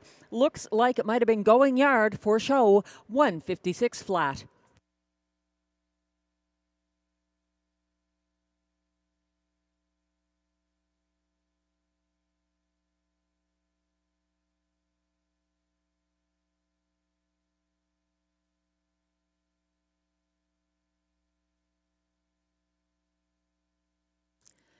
What looked like a front-end winning trip for Win San Diego came to an abrupt end as Manhattan Joe surged past for the victory for Pascal Berube. Never say never. 156 flat, Manhattan Joe from off the pace.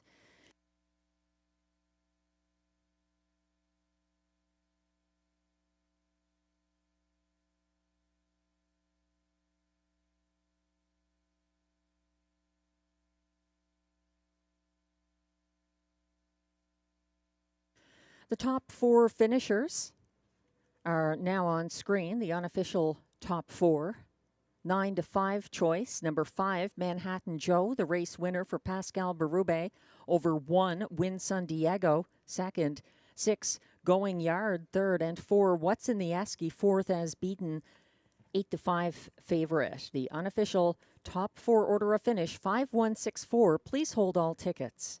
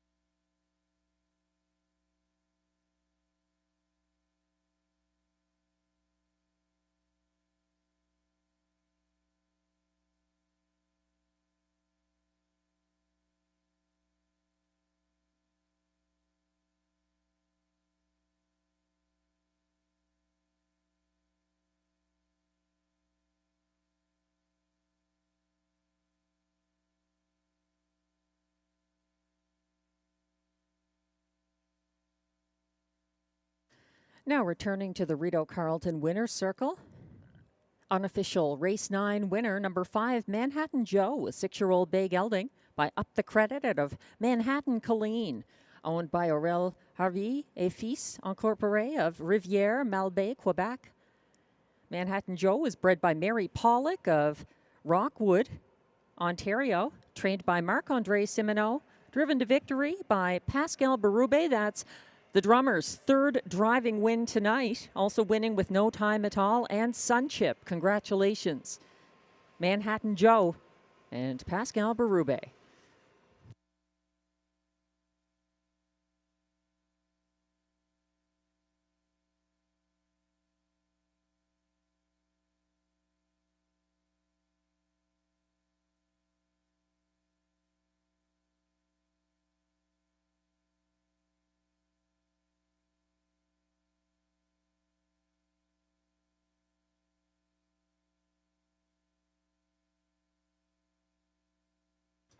Race 9 results are now official. And prices are posted for Race 9, where the 5, Manhattan Joe, pays $5.80 to win. The $2 exactor 5-1 combination pays $34.80 at $60.45 for the $1 try 516. And the $1 superfecta 5164 pays $124.25.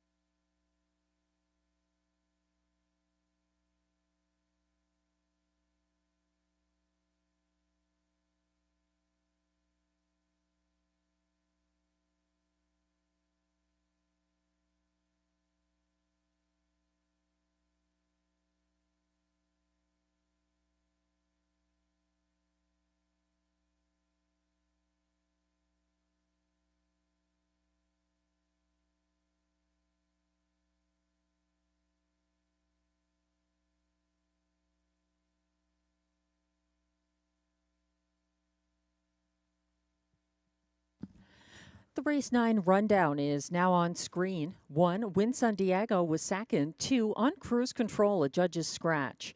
3, Bees Terrific, 5th. 4, What's in the Esky was 4th as beaten 8-5 favorite. 5, Manhattan Joe got the win, the 3rd of the night, for driver Pascal Berube. 6, Going Yard was 3rd, and 7, Super FM finished 6th. From the top down, your program should read 2, Scratch, 5, 4, 1, 3, 6. The fractions were 27 and 2 to the quarter, 57 flat at the half, 125 and 4 at 3/4, 156 flat, the winning mile for Manhattan Joe. Race 10 is coming up next, exactor, triactor, and high five wagering.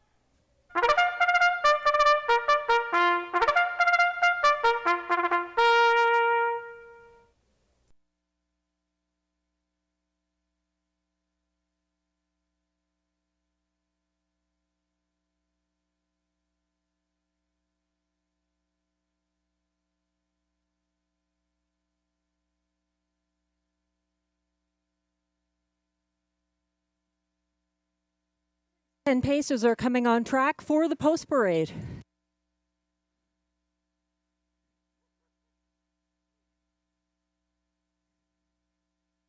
Non-winners of $2,000. In their last 5 starts, non-winners of a race this year allowed $500. Also eligible, $10,500 claimers. They race for a purse of $6,000.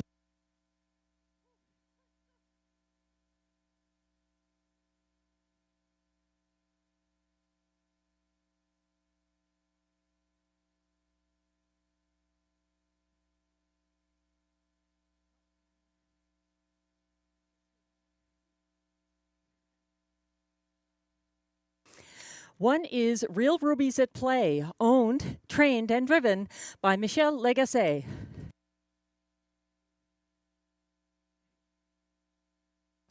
Two is the free-legged Mickey Makes Some Speed, owned by Marc-Andre Simoneau, who also trains. Pascal Berube drives.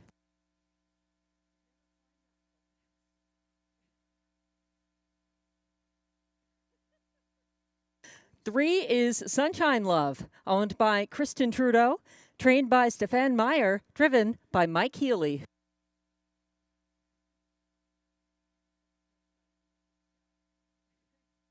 Four is Hurricane Cheyenne, owned by Jeremy Marcotte, who also trains. Stéphane Brasseau drives.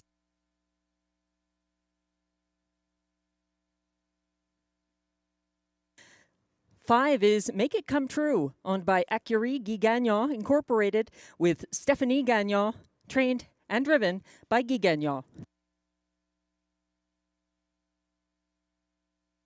6 is Mock Art in Motion, owned by Darren Tingley with Dwayne Tingley, trained by Mandy Archer, driven by Robert Shepard.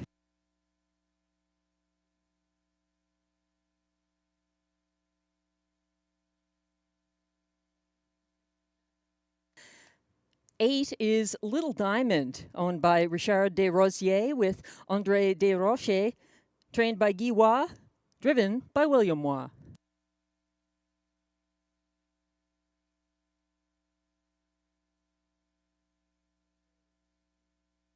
Seven is RJ's Super Freak, who did not receive Lasix.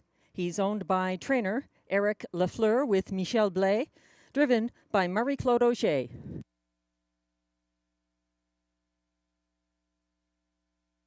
Completing the field from trailing post 9 is State News, owned by Robin Lawler, trained by Raymond Crick, driven by Antonio Vecchio.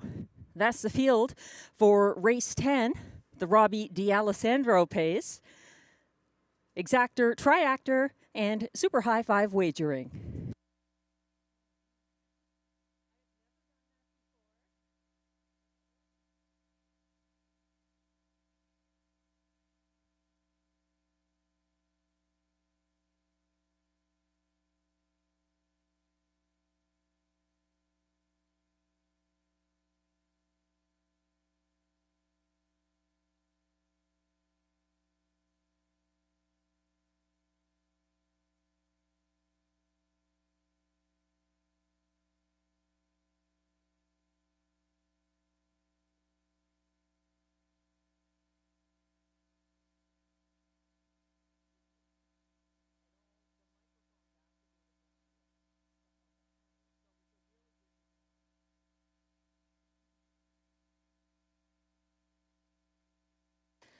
Taking a look at the race 10 field, the current favorite is the 5 for Guy Gagnon here.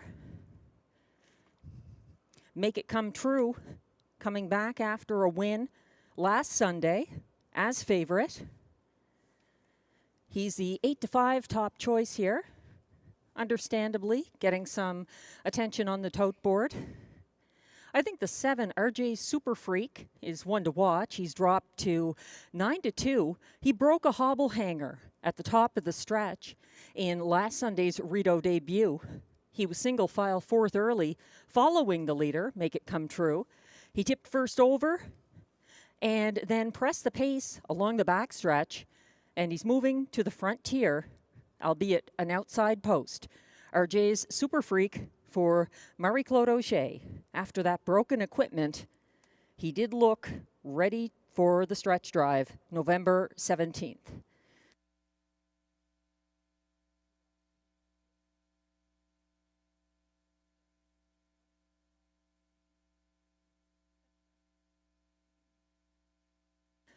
Last chance to play, race 10. The starter has called the pacers for race 10. This is your final opportunity tonight to play Rideau Carleton Raceway.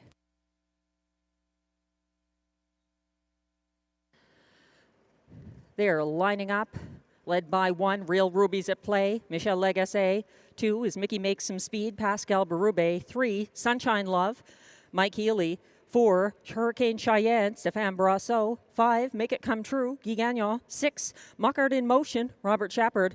7, RJ's Super Freak, Marie-Claude Auger. On the outside, 8, Little Diamond, William Waugh. And the trailer is 9, State News for Antonio Vecchio. They're on the turn.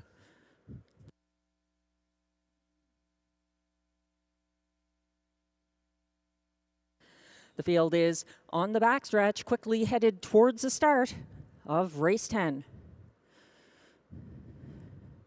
They're off and pacing, and Mickey Makes Some Speed doing just that from the inside to his outside, though. Make It Come True advancing for Guy Gagnon. Sitting behind them in third is the Chestnut Real Rubies at play, and a first over move now into fourth by RJ's Super Freak. Following that one in fifth along the inside, that is Mock Art in Motion. Lots of action on the first turn, but up front, leading the way down the stretch the first time, Pascal Berube is out there at the moment with Mickey Makes Some Speed. He went by the quarter in 27-3 with the favorite Make It Come True in the pocket. Here comes Real Rubies at play, first over from third, and following that cover, second over in fourth is Sunshine Love, caught in fifth with nowhere to go at the moment. That is Mock Art in Motion. They go by the half in 57-1.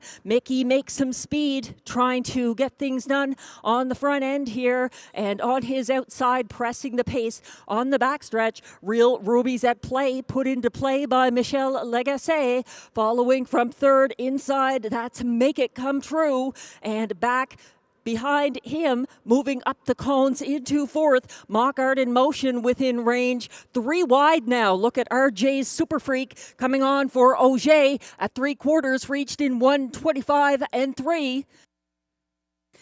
It's still Make It Come True, sitting in the pocket and looking for the passing lane behind leader. Mickey Makes Some Speed down the stretch. Auger is sending RJ's Super Freak to the lead, and he's out there now pulling ahead of Real Rubies at play for a victory in his second Rideau start. He finishes ahead of Mock Art in Motion, close between Real Rubies at play and Make It Come True for third and fourth, 1:54-4.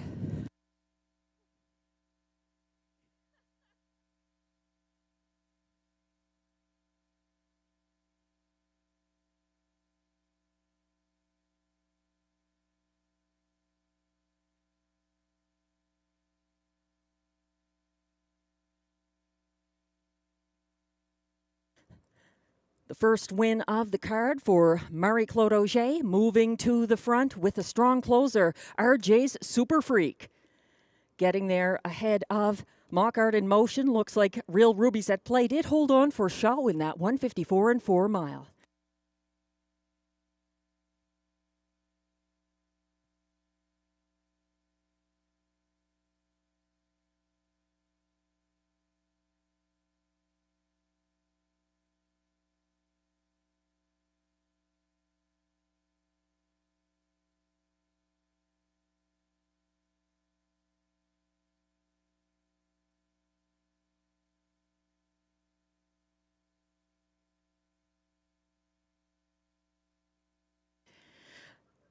Unofficial results are now posted for the top 5 in race 10. At 9-1, number 7, RJ Super Freak, the winner for Marie-Claude Auger. Ahead of 18 to 1, shot number 6, Mockart in Motion. Second, 1, Real Rubies at Play was the show finisher. Ahead of 5, Make It Come True. Fourth, as beaten 4 to 5 favorite. And the 2, Mickey Makes Some Speed, finishes 5th. 7, 6, 1, 5, 2, the unofficial top 5. Please hold all tickets.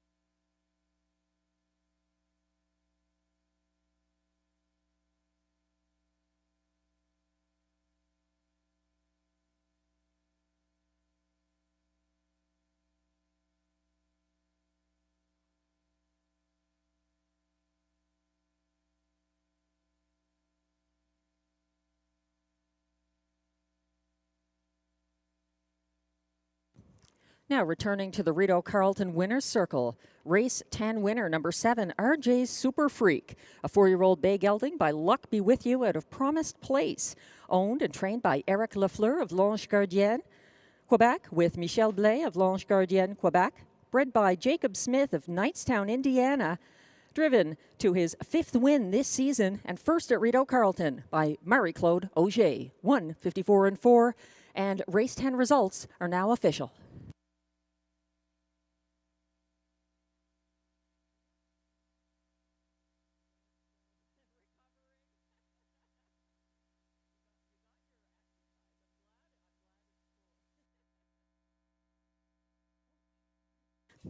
Prices are now posted for race 10, where number 7, RJ's Super Freak, returns $21.20 to win.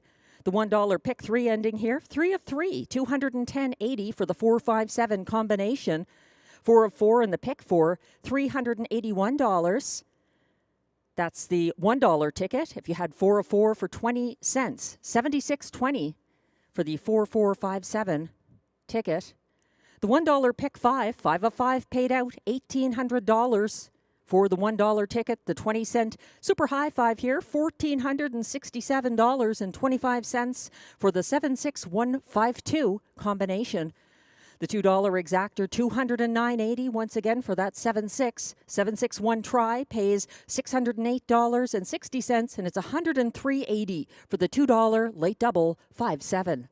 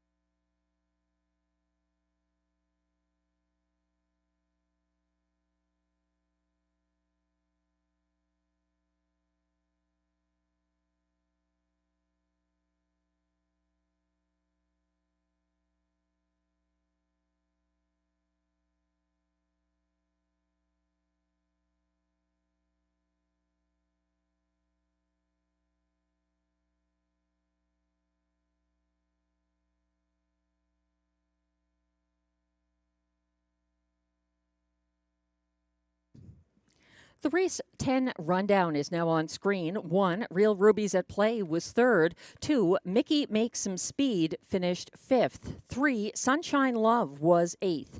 4, Hurricane Cheyenne, 7th. 5, Make It Come True, the 4-5 favorite, finished 4th.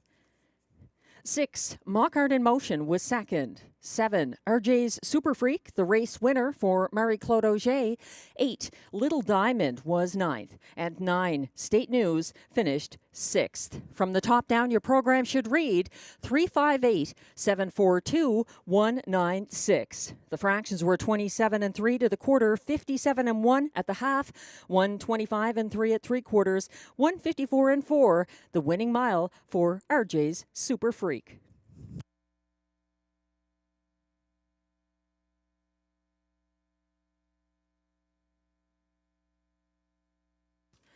And that concludes our Sunday evening card. Thanks once again to all the horse players joining us online or in person or at the OTB for another successful Sunday evening at Rideau Carleton. Tonight's handle, $314,382. We'll resume live racing on Thursday, November 28th, 4 p.m. post time. That's our last Thursday of the 2024 meet, so don't miss it. We're back to Sunday nights in the first 3 Sunday nights of December. Thanks again. Have a great night, and join us again Thursday. Have a great week. I'm Melissa Keith, track announcer.